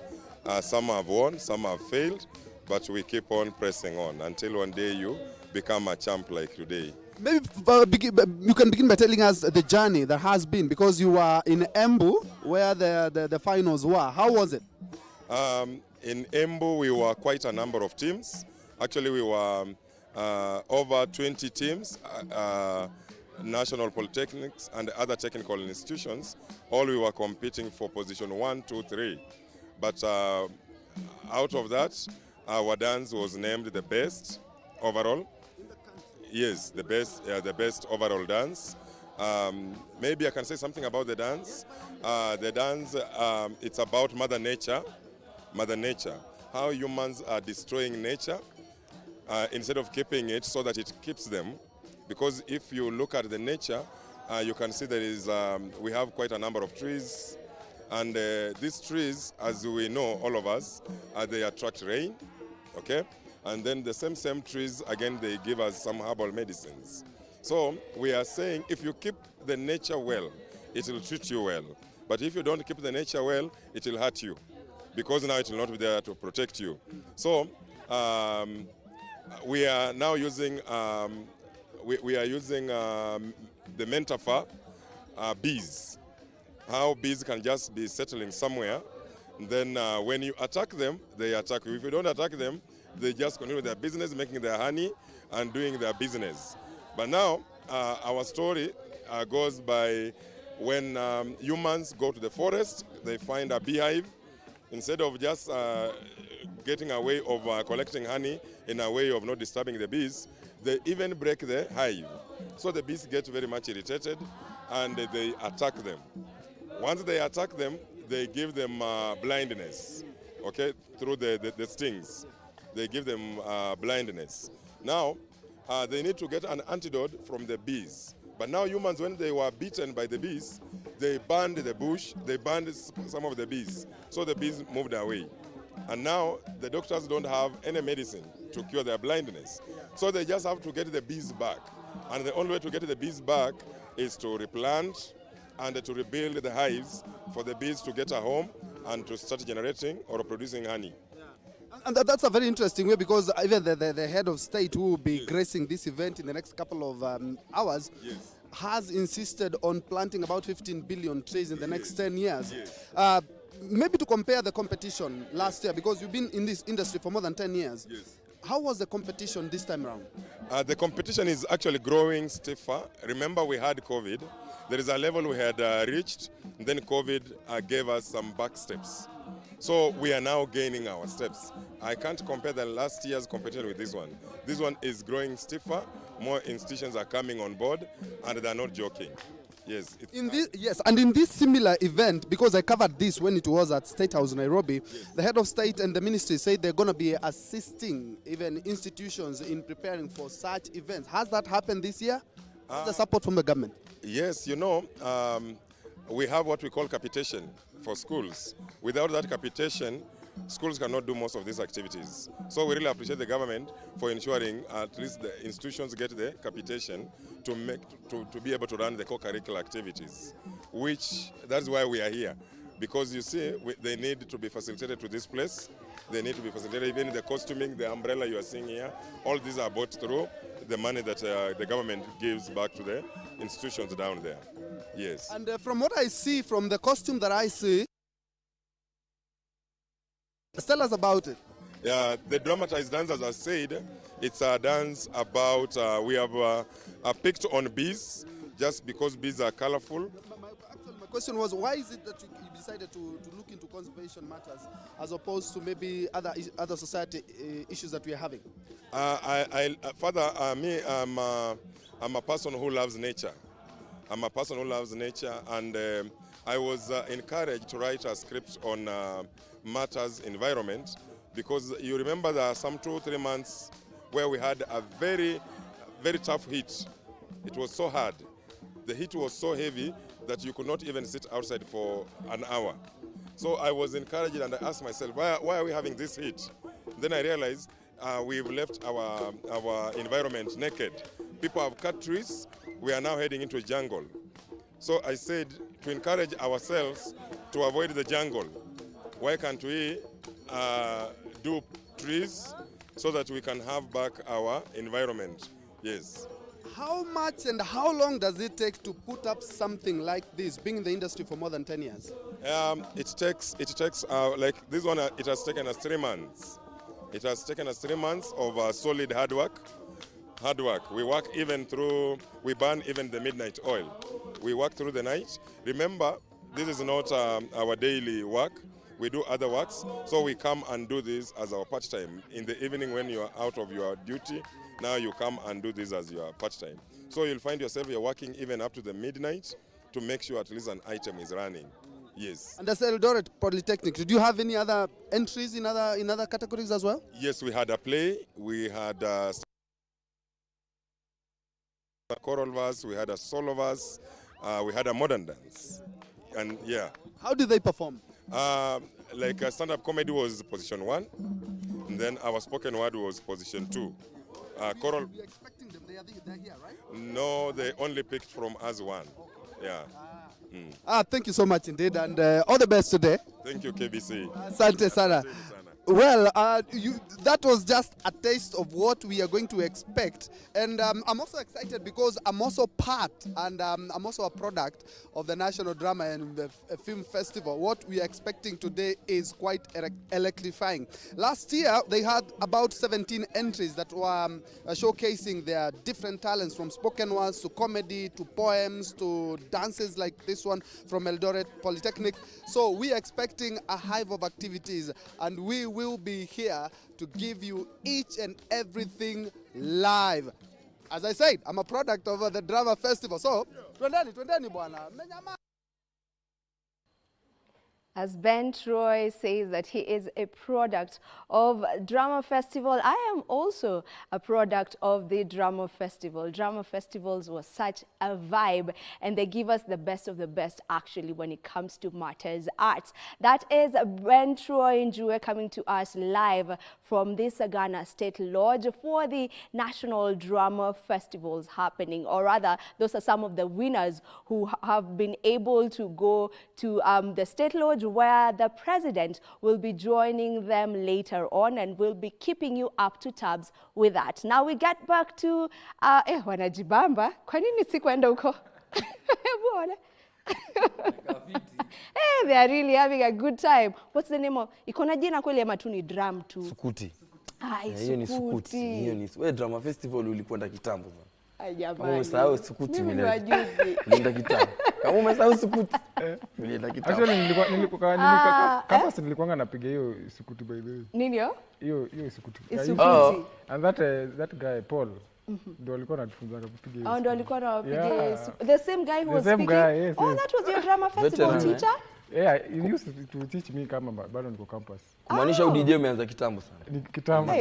Unalazimisha watu wakuwe wazee kwa nini lakini? Ameanza ndo waje kama tiki ameanza. Alianza na tiki. Ndo alianzia. Anyway, we are back to the interview. Before we took that break for us to head over to Sagana, Rojomo had just introduced himself officially, you know, to each and every one of you who is seeing him for the very first time. Now, Rojomo, nilikuwa nimesema kuwa umepotea, lakini ukasema kupotea inamaanisha there's something you were working on, pia ni vizuri pia kiadimika kidogo, acha tumie Kiswahili kizuri. Kiadimika. Yes, it's good sometime, you know, you go off the scene for some time, you know, keep it real, panga vitu alafu kikuja tena you come back with a stronger and much better force. Yes. And speaking about that, you have a new song that you just dropped. Yes, I have a new song. Steve Simple Boy. Yes. Steve Simple Boy ako fiti. Wajua the last time we saw him alikuwa anaanguka. Ako fiti. Ako fiti hata ako Mombasa. But no, he came back. He came back like a day before. Okay. I get to join lakini some 1-2 things now pando management nini. Okay. Ya ikuruhusu, but he was to join us, tungekuwa naye siku leo kwenye interview. All right, let's talk about the song. Inaitwa Shetani Ashindwe. Shetani Ashindwe, yes. Tell me about that particular song. So Shetani Ashindwe is just a song like, you know, to inspire mtu yote ambaye ame overcome any hard odd, yani unajua kitu maybe kimeko disturb. It's a common thing we usually say, Shetani Ashindwe. It's a slang we use. So tumeifanya kama ngoma tu unajua, na ni idea ilikuja na friend of mine, aliniambia this is a good idea, you can put it into a song. Na mimi ni nani, unajua mimi ni msanii. One time nikashughulikia, so we were with Steve on another project, nikamuuliza manager kama anaweza come through ike mistari. The manager said yes, and the rest is history. The song is here. Yeah, the song is here. It was on screen as you were speaking. If my director would allow me, we listen to the song and then we get back to the interview.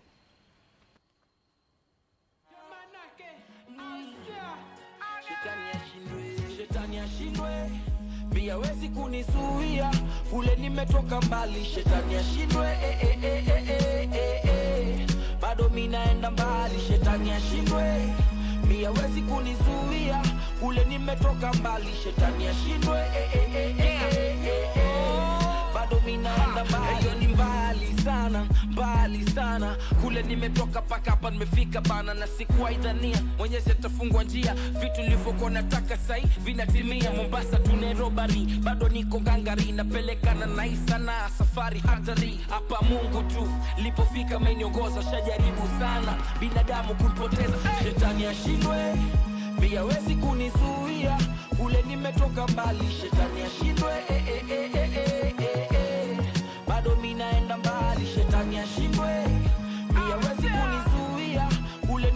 nimetoka mbali, shetani ashindwe, bado mimi naenda mbali. Mungu wangu ni provider, mali na fedha yeye ananipa, ni mengi nimesikia, tena nimepitia, mengine yanakera, mengine ya udhunisha, lakini Mungu Baba yeye hunipigania, yeye ndiye namba moja, kwake mambo bomba, kwa kweli anapendeza. Yes, and that is the song Shetani Ashindwe by Roger Moore featuring Steve Simple Boy. Yes. Why Steve Simple Boy in particular? Steve is a friend, I can say, because we really bonded when we were on a project together. They were doing an advertisement demo for Freshie Barida. So they took me as an actor in the commercial presentation.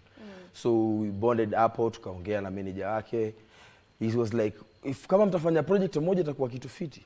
And I was like, I have an idea, nilikuwa nishafanya, so I would like you to come into the song. No problem. Tukaenda na studio, tukafanya song, and the song is here. So ideally tu ni ile tulibond, tukakuwa mabeshte, ikabidi tufanye ngoma, tufanye basi twende studio. And that was it. Yes. How old is the song now? It's like 2 days. 2 days Yes, old. 2 So days. it's brand Yes, new. it's brand new. Brand Iko new. pale YouTube. Hiyo ni kidogo umeona tu, lakini ingia pale YouTube, search Shetani Ashindwe by Roger Moore, cheki kazi, like, share, comment. Ibana kama wewe ni DJ na unataka hii ngoma 3-piece pia naweza kupatia kama vipi. Right. So kazi ndio hiyo, au sio? All right. Yeah. Let's take a very, very short break and then we come back and talk to Roger Moore. If you didn't know, he's also an actor, so we need to know what he's been up to in the acting scene. We take a break, we'll be back in a bit.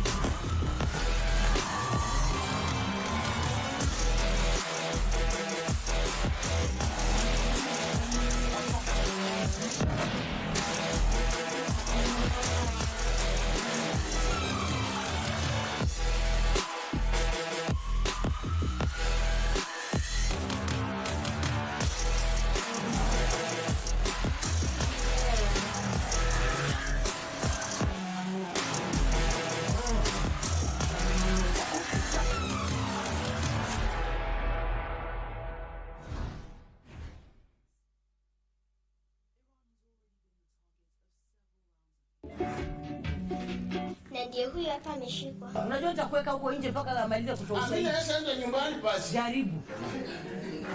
Nani alisema? Wewe. Yeye mwenyewe anasema hajui. No, we can go test. Muone huyu mtu anaendesha kama ndege. Get out. Atoke tu. Sasa tamuuliza maswali gani hivi? The video, it was the karakatic stick. Endelea na lugha ya taifa. Hata wewe elewi Kizungu. Kizungu gani hiyo ya karakitasi?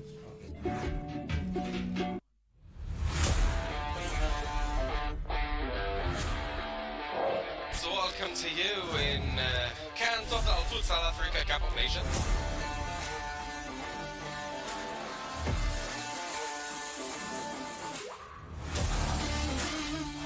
Excellent skill. Really. In this much longer, a good throw, gonna score!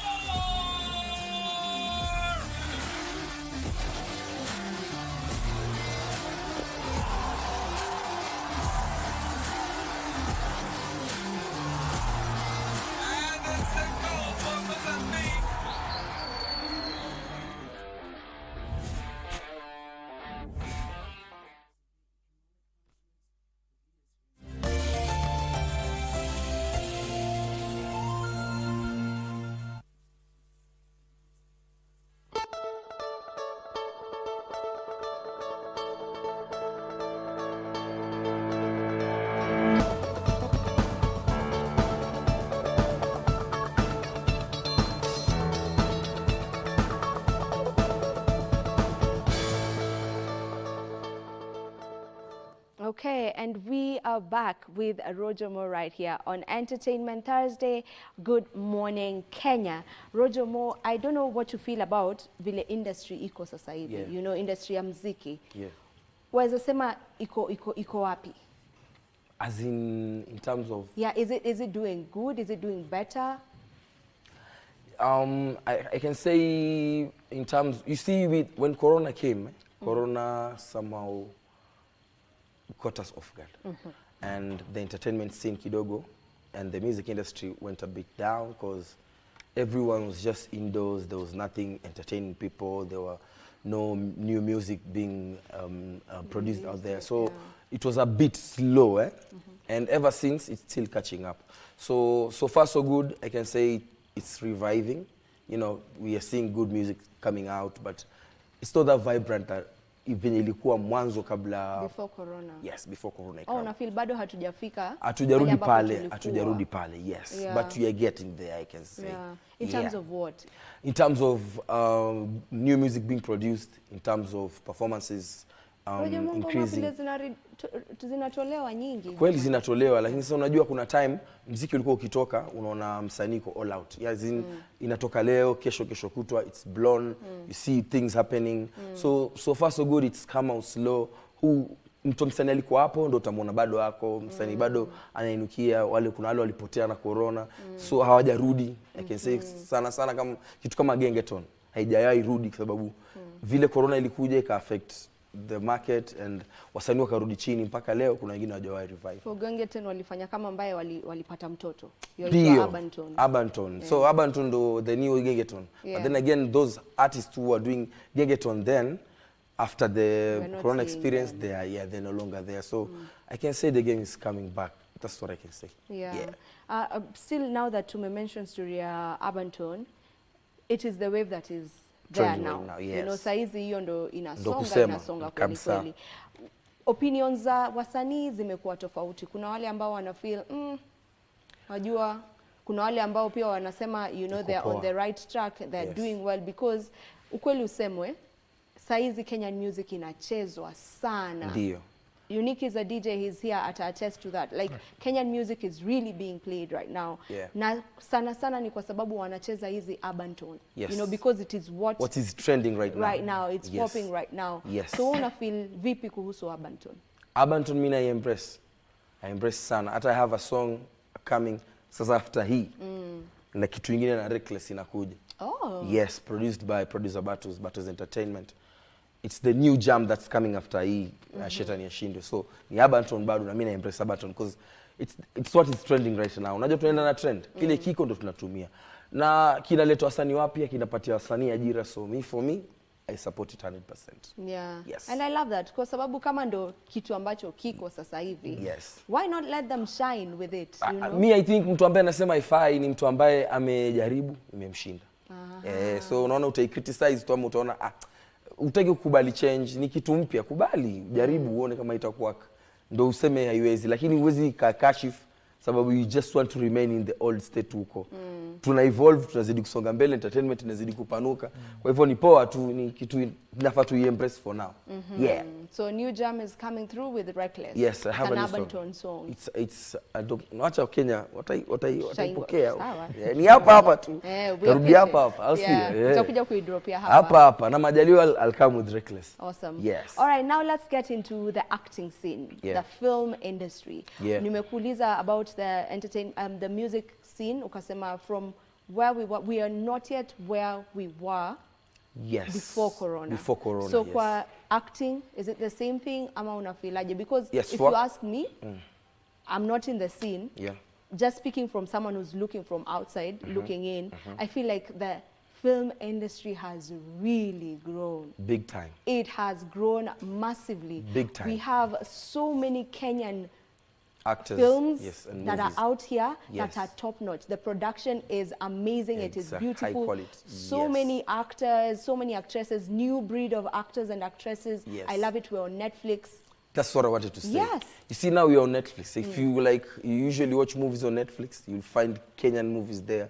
Top quality. Hata wewe mwenyewe utaamini kama ni vitu local. Vitu za hapa, yani vitu quality. Kuna movie inaitwa Volume. So I told you last Yes, year you had- I featured in Yes. Pia yuko hapo and I'm proud manake mimi ni mtu wa Mombasani kuchukuliwa kwa sinema kama ile na ya Nairobi. Mwenyezi Mungu mkubwa, shetani ameshindwa, tunaendelea. Shetani Mambo ni kama haya. Yeah. So the film industry mimi naweza sema hiyo ndio ilikuwa ina keep people entertained while they were in their houses. Unajua acting si kama muziki. Muziki you have to put music out there, do promo for it. Muziki ishike, uanze kupata deals za shows nini na shows hazikuwa. Lakini with movie ama film you sit at the comfort of your home, watch. That simple. Kwa hivyo hizo ndo zilikuwa zina entertain watu time ya corona unajua. And hazija stop mpaka sasa hivi. We are still shooting. Bado sinema zinatoka huko nje na sinema haijawahi shuka. Bado inazidi kupanda. Yeah.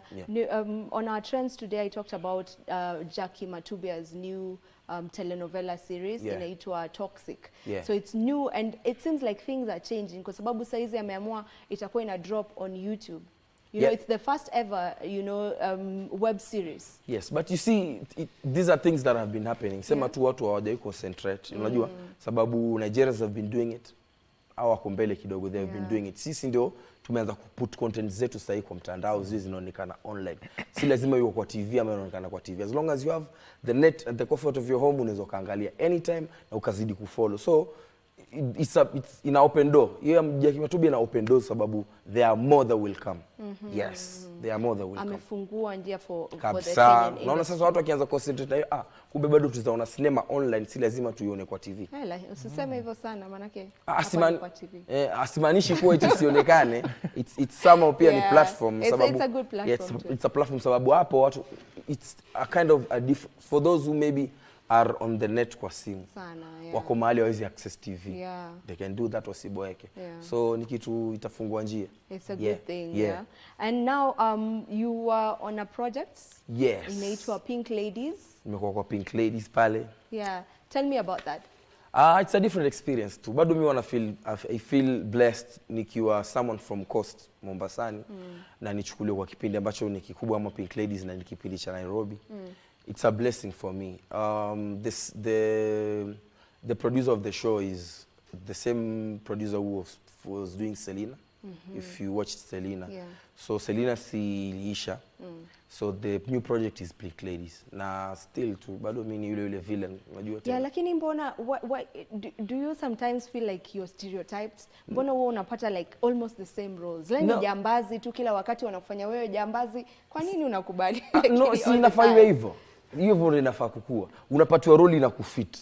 Unapatiwa role inakufit. Do you sometimes wish you were given a different kind of role? I've acted in different roles, I can say that. But for this one, since it's big, na ni role ambayo wajua mtu akikufikia kwa mfano when the writers do write huwa wanajiambia tukimpatia huyu mtu hii role ata execute. We can use another person. But if this person and who already is there, we know him for this role, he will execute it. And that's what happened. Najua walinitia hiyo role na role nikakill. So you're proud of your role? Yes. Very. Nani kwa film? Kwa hiyo naitwa Omosh. Yes. Sijui naona mimi ni mjaka lakini naitwa Omosh. Au sio? Na nime execute kama kawaida. Kwa wale wanaangalia Pink Ladies utaona tu. Unique, if you were to feature kwa TV kwa film that is, unadhani unaweza pewa role gani? Wanaweza kuwa tu wanaamua Unique anapewa role. Useme kwa DJ. Tafadhali. Hiyo nayo usijidanganye. Sasa wewe unaona DJ ndio role itakufit ufike hapo ujaribu kufanya DJ na kuact. Kutoka kwa DJ kushinda kwa. Na unajua kwa nini pia kuna wanga time ya party. Wachana na mambo ya party. Najua hiyo ni by the party ni by the way. Yes, party ni by the way. Like if I may ask, maybe kuchoose mzee kufanya character wanaangalianga maybe character yake in real life ama no. You go for auditions. What happens is you go for auditions. Role ukipatiwa mfano uambiwe fanya mganga. Ni kwa auditions ukifanya mganga poa kushinda number 1 2 3 and 4. Lakini mbona umeangalia Unique kama ni mganga? Sasa huyu hapa mganga. Isaua role ya mganga. Naweza jaribu ya mganga by the way. Umepewa role. Hii ya mganga naweza jaribu. Let's assume say mganga. Wewe ni mganga. Hebu do it for us. Can audition. To act na yeye, si ndio? Wewe sasa ni mganga. Haya, fanyeni na Rojomo. Sasa Rojomo Q. Mganga nimekuja kwako mganga. Niko na shida na mbuzi wangu naona wanapotea.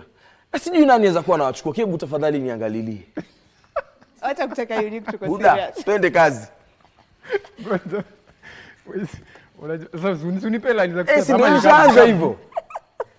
Kuna buzi wangu wanaibiwanga. Umemwangusha. Amerudia sasa. Kuna buzi wangu wanapotea.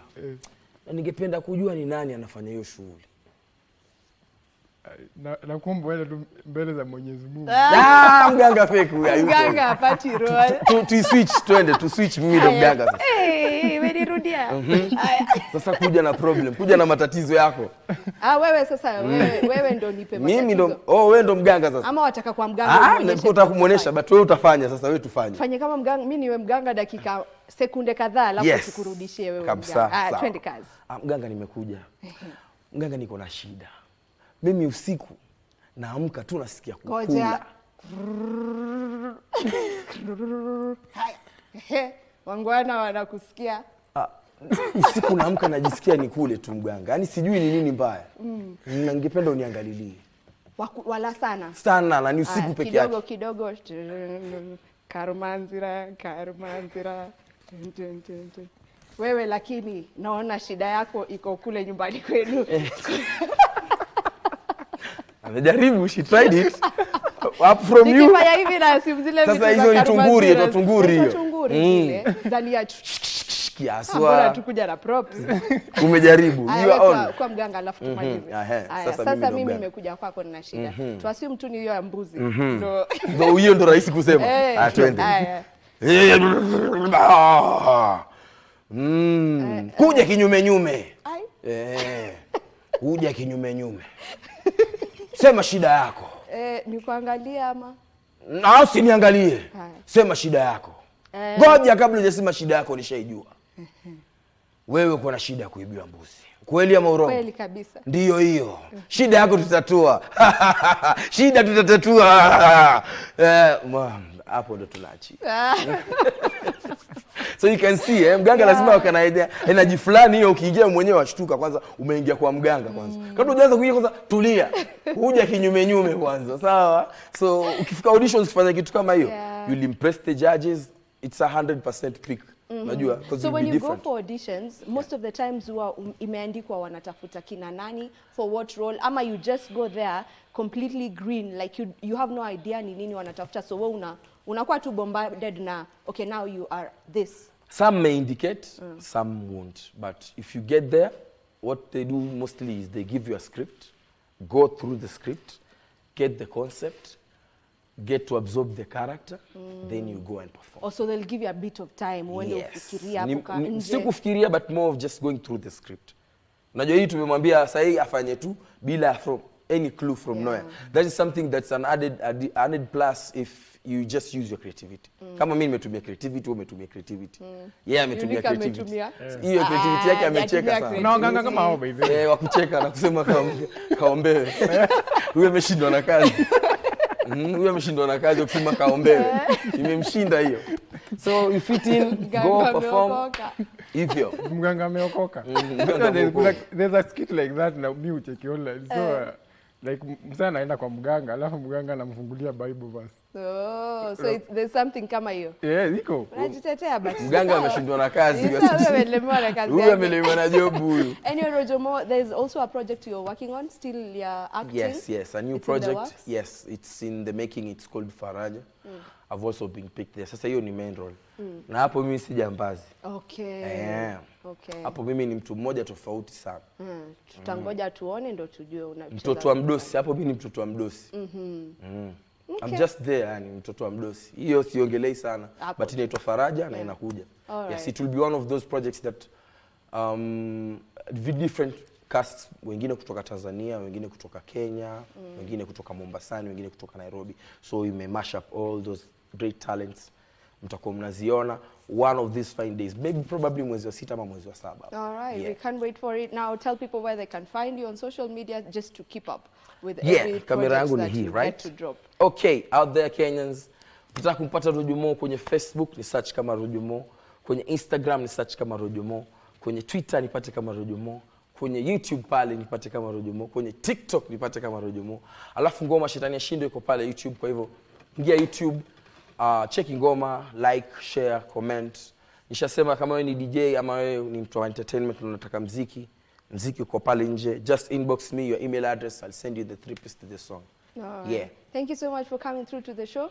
Always It's a a good blessing. time when you're here. It's a Nimeona blessing. uko na mazuri, you Kuna have venye. endorsements nini. Yeah. Keep at it. Yeah, thank you. Alright, tumalize na shetani ashindwe? Ashindwe Twende kabisa. na. Twende. Alright.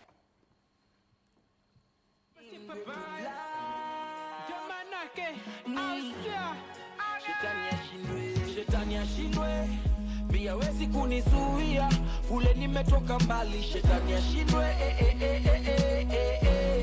bado mimi naenda mbali. Shetani ashindwe, pia hawezi kunizuia, kule nimetoka mbali. Shetani ashindwe, bado mimi naenda mbali. Hiyo ni mbali sana, kule nimetoka paka hapa nimefika bana, na sikuwahi dhania Mwenyezi atafungua njia, vitu nilivyokuwa nataka sai vinatimia. Mombasa tu Nairobi, bado niko ngangari, napelekana na sana safari hatari. Hapa Mungu tu lipofika ameniongoza, shajaribu sana binadamu kumpoteza. Shetani ashindwe, pia hawezi kunizuia, kule nimetoka mbali. Shetani ashindwe, bado mimi naenda mbali. Shetani ashindwe, pia hawezi kunizuia, kule nimetoka mbali. Shetani ashindwe, bado mimi naenda mbali. Mungu wangu ni provider, mali na fedha yeye ananipa, ni mengi nimesikia, tena nimepitia. Mengine yanakera, mengine ya udhunisha, lakini Mungu Baba yeye hunipigania. Yeye ndiye namba moja, kwake mambo bomba, kwa kweli anapendeza, na muita Ebeneza. Kwake sitolia mi, sitaogopa, sitaangamia. Shetani ashindwe, pia hawezi kunizuia, kule nimetoka mbali. Shetani ashindwe, bado mimi naenda mbali. Shetani ashindwe, pia hawezi kunizuia, kule nimetoka mbali. Shetani ashindwe, bado mimi naenda mbali. Wanaongeongea walidhani tutapotea, miaka inasonga tunazidi kupepea. Tunaselelea mziki bado kwenye air, kila kona mashabiki wanatupokelea. Hakuna kuteseka, hakuna kutabika, kule tumetoka paka sasa tumefika. Mombasa East Africa paka Nairobi tumevashika, Nibojamona Simple Boy Buddha Boss tumefika. Shetani ashindwe, pia hawezi kunizuia, kule nimetoka mbali. Shetani ashindwe, bado mimi naenda mbali. Shetani ashindwe, pia hawezi kunizuia, kule nimetoka mbali. Shetani ashindwe, bado mimi naenda mbali. Ninawanda mno kwangu iwe hivi Mola, nimejaribu kung'ang'ana, hakuna mafanikio, maadui ni wengi, nachunga sana Mola wasije nimaliza Baba, nitakwisha mimi Mola, nione huruma Baba, nione huruma.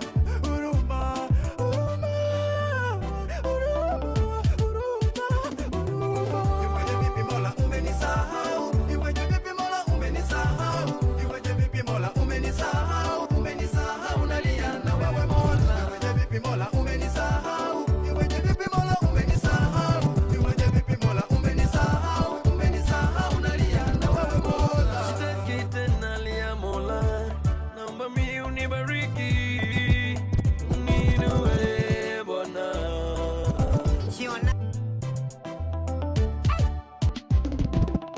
Nilipotoka nyumbani Bwana, nilikuwa sina chochote wala lolote.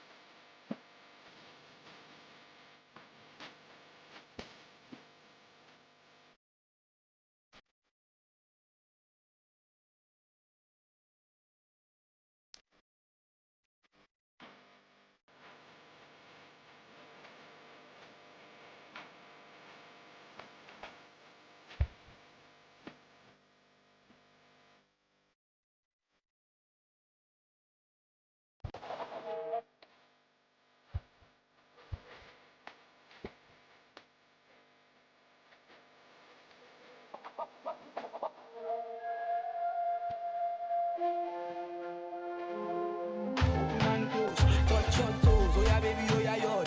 Back to the mat, open and close. Touch your toes, oh yeah baby, oh yeah yod. Back to the mat, open and close. Touch your toes, oh yeah baby. Now you're great. This is true, I'm not faking. I need you now, now. Django great. Go what day? Omutima don't break it. Never go and do ni na kwe. I'm taking. Mugano mani tobera. Atenga nange ye yo tembera. Tunola kulukude webo ungera. Atebo tada mani chonyera. Nganzi janzi jane kogamba.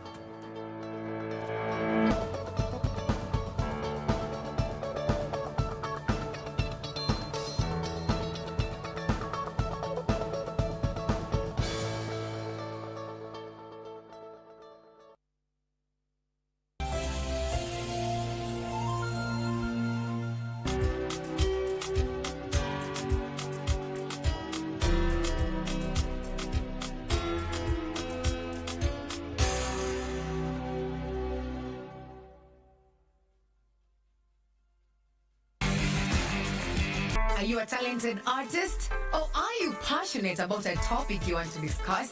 But money can be very hard to find for an upcoming artist.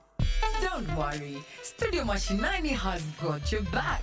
Sign up on ajira.co.ke to book a session with your music and video producers across the country. Work on your music, jingles, spoken words, and even podcasts to realize your dream. All for free. Studio Mashinani, Radani Talent. God is bringing out the best in my life.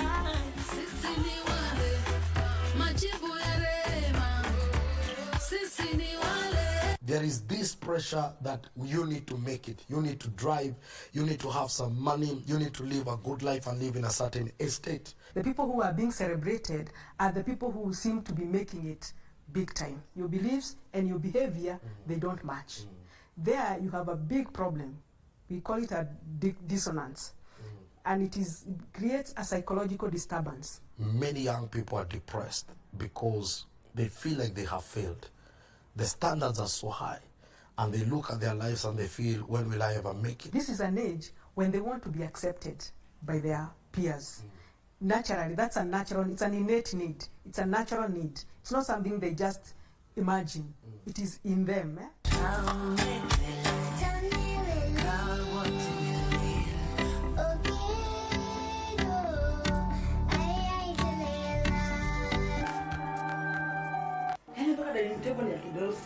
Jackie, ni nini unapenda kushughulika na issue za watu? Na kama unanishinda mimi kwa nyumba yako for 1 week, uniambie nitaenda, nitapewa malipo kukaa ama nikaje kwa street sawa? Since you're a good person, Jackie, acha kusikia mambo ya watu. Sasa mimi na wewe anachokoza mwingine. Ningeambia be wangu atafute nyumba pahali mbali. Mimi bora nyewe nitabei. Si ndio huyo ni wangu. Nani ameandika huyo hapa kwangu? Si ndio huyo hapa, simuulize. Sasa mkamwenza my co-wife. Mimi hapa sitaki vita. Simuanze kukaa kama watu wazima.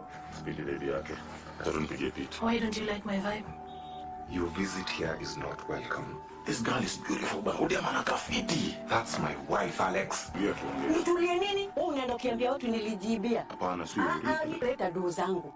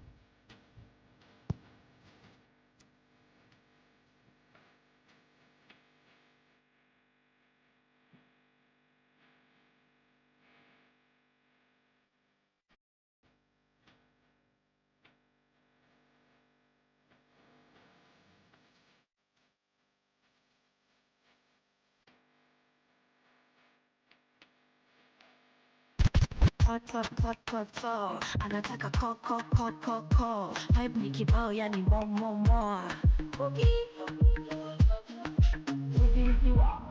wiki washa wiki waka wiki washa wiki wa Danger ni mashini ya German Mudi mesetiwa hapa huku wanga red flag Kitu natafuta sume kujia mapema We better than the most tuneza uliza red flag Cookie the bomb killer We be the don killer Cookie the bomb killer We be the don killer Huku tuna wiki wa Wiki washa Wiki wa Wiki waka Wiki wa Wiki washa Wiki wa Karibu na kwa don nitafutane na rema maisha soft inabidi mini nyuki juu ya nekta na shika mamili Kenya bongo kazu wenda ukinipigia simu nitakupigia later kama kuna kitu na kuwasha si useme kabla nianze kwa kama jua na umeme doba munasikiza vile mnasikizanga kamene teke na peleka ni kama nganya za reggae Pause and rewind it kumesha chafuka everyday ya dirty wine it kani busy ya ganji uneza ni hala na private hustle ninapiga silalishi ni kuba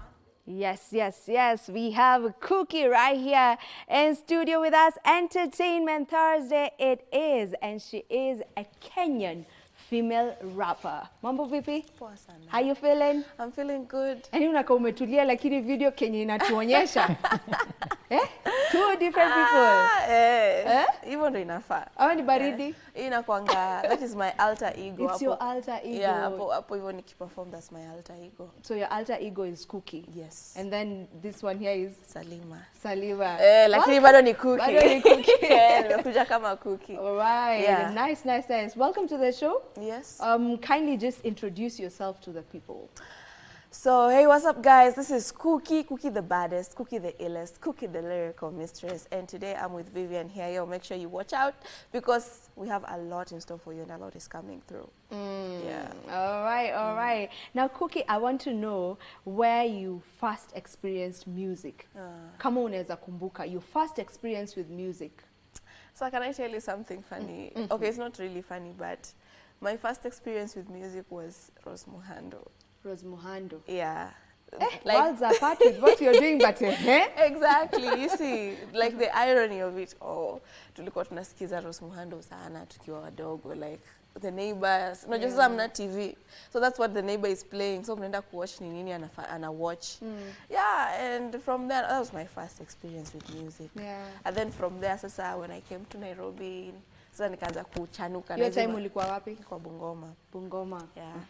And then time nilikam Nairobi ndo so unaanza kuchanuka na mangoma za kina Jua Kali, you know, akina Nunini, kina this legendary lady anaitwaje? The rapper. Nazizi, yeah, Nazizi, you know. Hapo ndio sasa music journey yangu ilitokea. And then unajua pia mimi nimegrow na maboy home. I'm the only girl. So walikuwa wanasikiza hip hop sana. Like hip hop was like something ilikuwa inasikizwa kwa nyumba. It was like a household music. So that's how I took interest in hip hop music because pia unaona hata mimi naweza try. Can try and do this thing. So here we are. So the likes of Nazizi, the likes of Jua Kali, those are the people you grew up listening to. Yes. So they formed your liking for music. Yeah. They shaped whatever you love. You know, the genres you love for music. Yeah. And then since umegrow na maboy kamwa Wanakuchocha wanakuchocha kwa hip hop ndo kunaweza. Hata siku ni chocha, it's just a personal decision because nobody really ever thought in my family that I'll become a rapper. Everybody thought I was going to be a journalist because I'm a journalist by profession. So watu walikuwa wanafikiria, this one is going to be a journalist, you know, somewhere anafanya news presenting and whatnot, which is something that's still in me. But music is my number one. Yeah. Is there anyone musical in the family ama wewe ndo ulifungua hiyo? Sasa mimi ndo nilifungua hiyo chapter. Wewe ndo ulifungua hiyo njia. Was it difficult for you? And did your parents, you know, embrace it? It wasn't difficult actually because me hata sijagrow na wazazi. So you just do whatever you want. Like unajua unaishi in that type of family. Wewe fanya kenye inakufurahisha. So like making that decision of being coming into the music industry, it was something that ilikuwa yangu. This is what I want and I made it very clear like mimi nataka kuwa msanii. And yeah, they are happy when they see me. Yeah, they support. Yeah. When did you like professionally record your first song? Professionally record my first song. Like niachane na zile nilikuwa nafanya kama hobby. Sasa professionally umejua sasa tunasukuma hiki tu. 2022. That was my first professional recording because the earliest before ilikuwa tu unafanya because you're doing it for fun because you like music, you see. And then after that nikaingia campus and then I got into corporate and then I was like hapana, I want to do music. So music ya kwanza ilikuwa professionally done in 2022. Yeah. What was the name of the song? Misijali. Misijali, yeah. What was it all about? It was just like, it was self-expression. It was a self-explanatory song whereby it's a female rap, it's a male-dominated industry, but Misijali, I'm a female rapper and I'm here to take my space as well. Yeah. I love that. Actually, I had a question on that because when we speak of rap music, when we speak of hip-hop, all over the world, you know, and specifically if we narrow it down to our country, like it is so male dominated.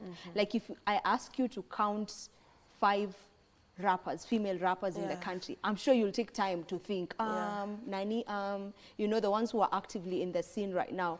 So has that been easier for you or made it difficult? I think it's easy and also difficult because at the same time hata kama unakuwa noticed, you're still in competition with the male rappers, you're still being compared to the female rappers. So iko na its own perks. Yeah. What's different about Cookie? What's different about Cookie? Cookie kwanza, mimi, I am a gangster rapper. Actually, this is something I realized, even nilikuwa naambiwa na mafans wangu. And that's what makes me appreciate what I do every single day. The music that I do, like they told me, namkanga asubuhi I listen to your music because inanifanyanga nisikie like, inakujaza gas, inakuweka gas, and that's what's unique about my music. I'm here to make you feel good about yourself. I'm here to make you feel like, unajua umesikiza muziki and you feel like you can do anything you want. That's me. Yeah. I want you to take me through your writing process. How does it look like? Where does it begin? When you're thinking, you just take me through your writing process. Well, my writing, depending in a mood, actually. My writing process depends with the mood and how I'm feeling. So kama sasa zingine naweza studio kama nimejaa mtandika kitu kingine hapo hivyo hata tandika something very gangster, unaona? But kama pia ni beat ina matter sana. So you listen to the beat and you feel like beat inanipeleka this direction as an artist. And that's where the creative process inakuja, inakupatia mood gani ukisikiza hiyo beat. Yeah. So unasikiza kwanza beat ndio uweze kuandika? Kuandika, yeah. You have to listen to the beat first. At least an hour. Ndio usiandike tu vitu zako. Unasikiza beat for an hour or two. And then sasa unaandika. Yeah. Lakini kama ilitumwa mapema lazima umeisikiza before. Ndio ukiingia studio tu ni kuandika haraka kama umeingia studio. For booth. Of all the songs that you've done, which one gave you a hard time to just write? Which one gave me a hard time? Amua ndio ilinipatia hard time, and people liked Amua so much. Amua ilinipea hard time. Actually nilifanya session half a day. Why was it giving you a hard time maybe? Sikuwa in my creative space. Unajua saa zingine pia when you're not in your creative space, it's very hard to write or put down what you want to put out for people. Because as much as you're writing for yourself, you're also writing for the people. So ilikuwa inanipatia hard time because I was not in my creative space. Nilikuwa na stress pia bado. So hizo vitu mbili hazipatani. Kama uko na mambo mengi kwa kichwa and you're going to the studio, it can't work. You have to go there with a clear mind. That's why hata saa zingine unapatanga it's good for artists to work at night, because at that time akili yako imetulia. But during the day, hiyo siku I was not in a good space. Yeah. But it was appreciated by your fans. It was appreciated, Actually, the reaction was like, wow, okay. When you're releasing a song, do you definitely know that this one is going to be a good one? You know, like ukikaa umeandika ngoma, mmemaliza, mkiwa tu studio, mmefanya mambo yenu, mmeshamaliza. Do you go home knowing, by the 8 hawakunywa? Of course. Mi nasemanga, it's always good to have confidence in your music. Whether that ina sound aje ama aje. Because there are people out here who are doing music that doesn't sound good. But it's good to other people's ears. Unataka kuchoma? Unataka kubana? Kubana zin? As in kutaja majina. Hapana staji. I'm not naming any names. No, I'm just saying like globally on a music level, a lot of people wanafanya music yenye it really makes sense, but it's trending. So hata wewe yako iaminie, like make sure you give your music the confidence it deserves. Mimi nasemanga hivyo. Usiwahi hata kama ulikuwa una feel ulikuwa umeandika in a bad mood, ipe that energy yenye ina deserve. See, because it's your craft, it's your work at the end of the day. And if I may ask you, what do you feel makes a good song? Ni nini huwa inafanya song ikue it's catchy? Is it the beat? Is it the artists themselves? Is it how much you push that song? Is it how much marketing is pushing? What makes a song, a good song and a hit? Okay, I feel like there are many factors from the beat. Because a beat lazima ikuwe poa. Beat ikikuwa poa sasa inakuja kwa ni nini unasema. So even the chorus has to be catchy. Usicomplicate chorus sana when you're writing a song.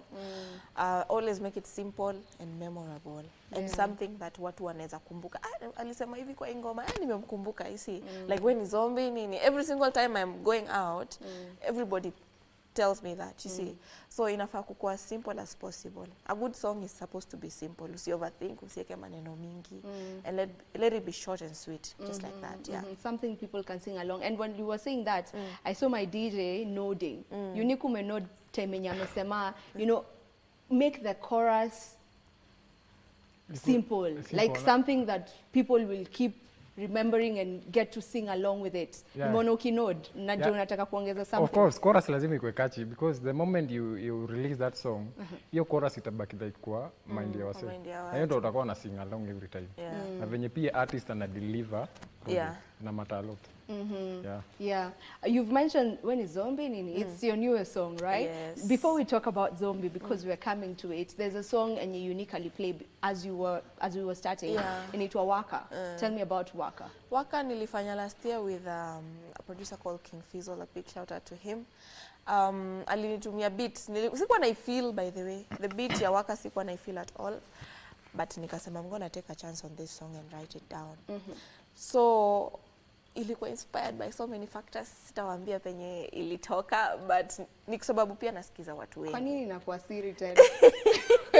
Can you make ngoma pia ni siri? Wanasema if you tell them where you get your bread, they will burn the factory. Okay, it's the same way as a journalist does not reveal their sources. Exactly. Okay, thank you. Yeah, but it came from listening to a few people who inspire me in music, akina Burna Boy, Rayvanny and all that. Nitasema tu hivyo. So that's where the idea of the song came from. And I wanted to make it a feel-good song where people can enjoy. Hata nikiperform, people can sing along to it. Yeah, so that's how Waka came about. There's something you've said that the people who inspire you, Kasema Burna Boy, Rayvanny, none of these people are rappers. Ama it does not matter. You can be inspired by any artist as long as you love their craft. Hata saa zingine nasikizanga ngoma za French just to, you know, get that melody kwa mind yangu. Like unajua pia ukisikiza other people inakusaidia. It's like when you're a writer, huwezi tu kuwa writer peke yako, lazima tusome vitabu kiasi. Ujue Okay, DJ wangu najua uko na swali. Kabla niendelee, uliza swali. Yeah, talking of social media imekusaidiaje like grow like musically? Social media may help, especially with TikTok. By the way, nasemanga watu wasi underestimate the power of TikTok. It's really, really good. I've been able to create new audience. Nimepata fans new. And like personally, nasema to audience, fan base ni important sana na social media. That's one thing I can say. Fan base is very important. Yeah, and I agree with you on matters TikTok because I feel like most songs that are trending right now are songs that are big on TikTok. Kuna ngoma hata mimi mwenyewe I will sing along to simply because nimesikiza TikTok and I haven't even watched the song. I've not listened to the entire song. Najua tu hiyo beat yenye ina trend peke yake. And it's a good thing for artists, you know, and I love that for the industry right now. It's really growing. You know? I feel like the industry is really at a good place. Nimeshinda nikisema hivyo leo, but I'm an advocate of Kenyan music. So yes, I feel like we are doing really well as an industry. For you now, when you're looking at your audience, you know, most of the times artists say that Kenyan fans are the hardest to please. Like Wakenya ni wagumu.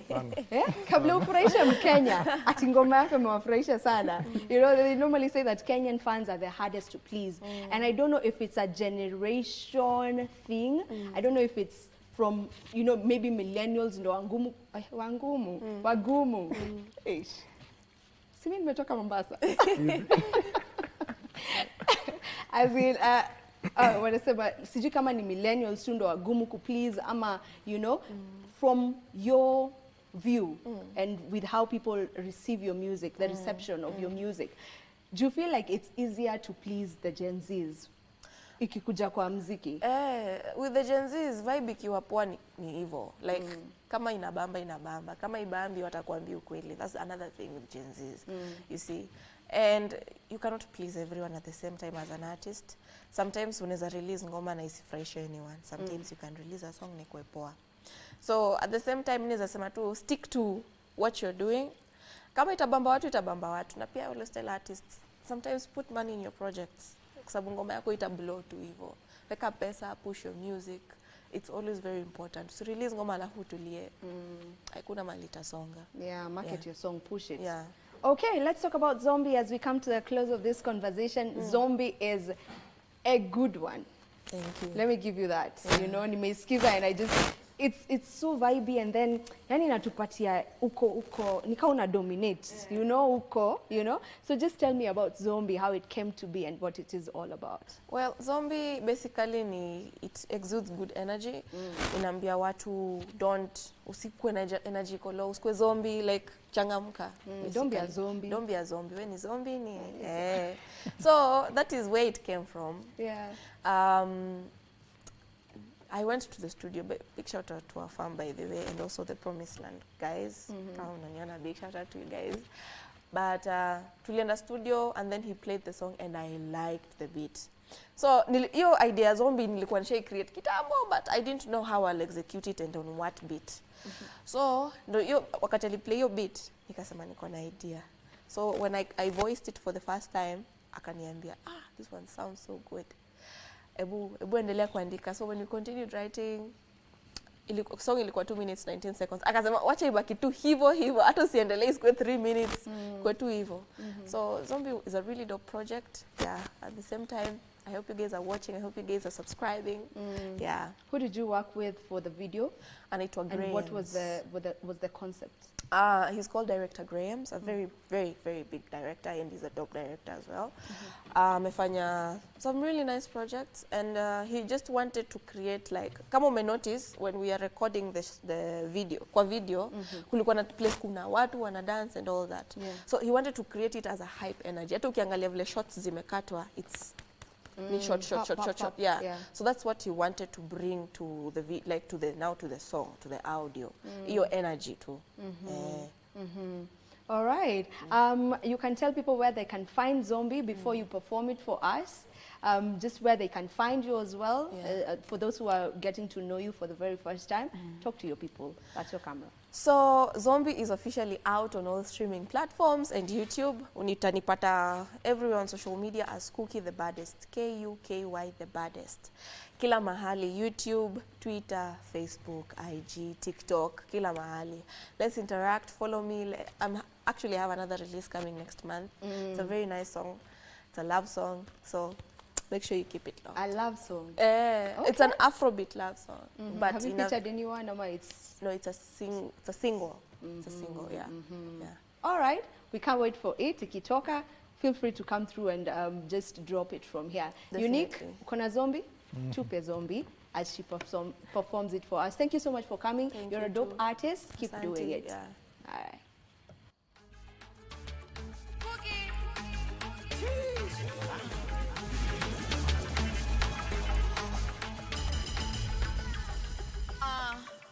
When it's zombie nini, hakuna haraka tunacheza chini, alafu ukikula puna come to hivi, una come to hivi, ukicheza chini, sikutaka ni wakazie, kutama time ukitaka nikupatie, hii ni ngori nataka ni wangarie, left right tukifanya busy balie, rusha mikono kwa unajua ni furahide, on a Monday me I'm feeling aire, nangoja Tuesday, Wednesday na Thursday, ikibamba sana tunaenda tuwake, hello ngoja, raga safi ukinona unazitoka, daktari amekuja kuwatibu, upona mdomo mingi hatutaki, oya toka, when it's zombie nini, hakuna haraka tunacheza chini, alafu ukikula puna come to hivi, ala hii ni way too easy, ambia bien nataka baska mbili, flow ni safi si wachochi nyinyi, umepani kumekazwa nini, najua vibe mumengoja for long, la long, pata potea hatuchezi tapo, fresh fiti kuna digi hiyo form, mkali wao coming harder than before, promoter leta na ulete kanyamo, kuzidi zoza tuko 2024, napiga mboga kuna kitu na nisho, ala when it's zombie nini, hakuna haraka tunacheza chini, alafu ukipula puna come to hivi, una come to hivi, ukicheza chini,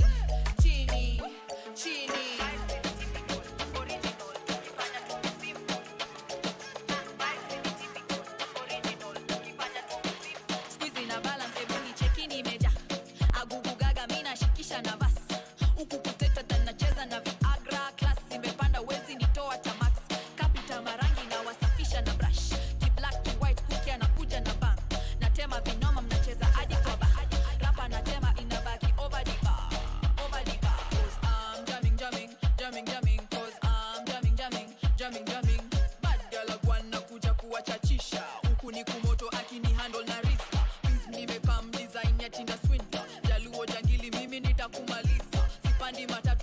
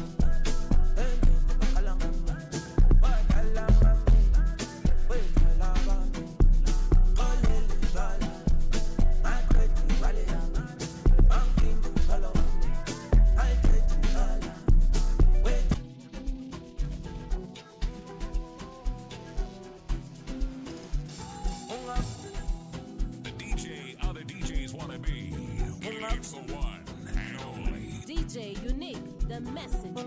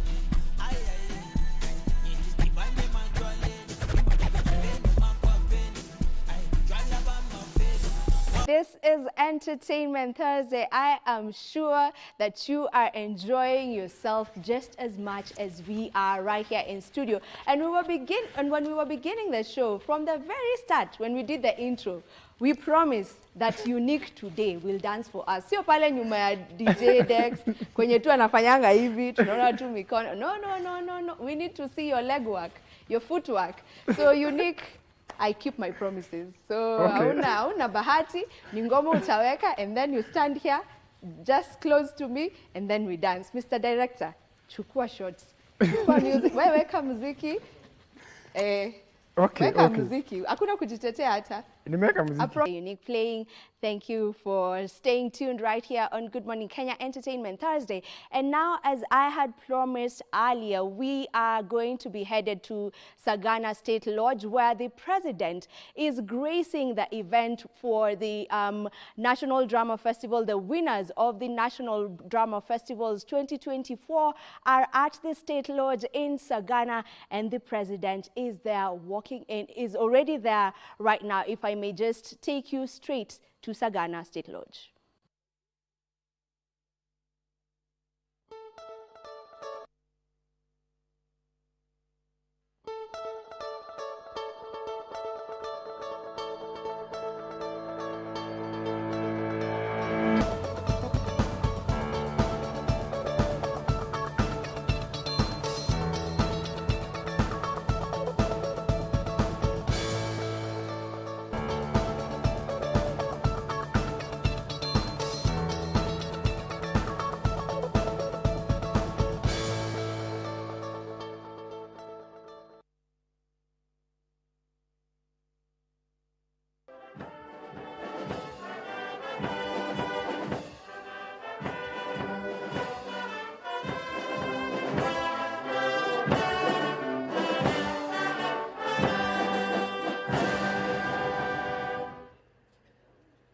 Kwa heshima naomba tubaki tumesimama ili tuongozwe kwa maombi by two students from Visa Osho, Halima Ramadan and Moses Joseph.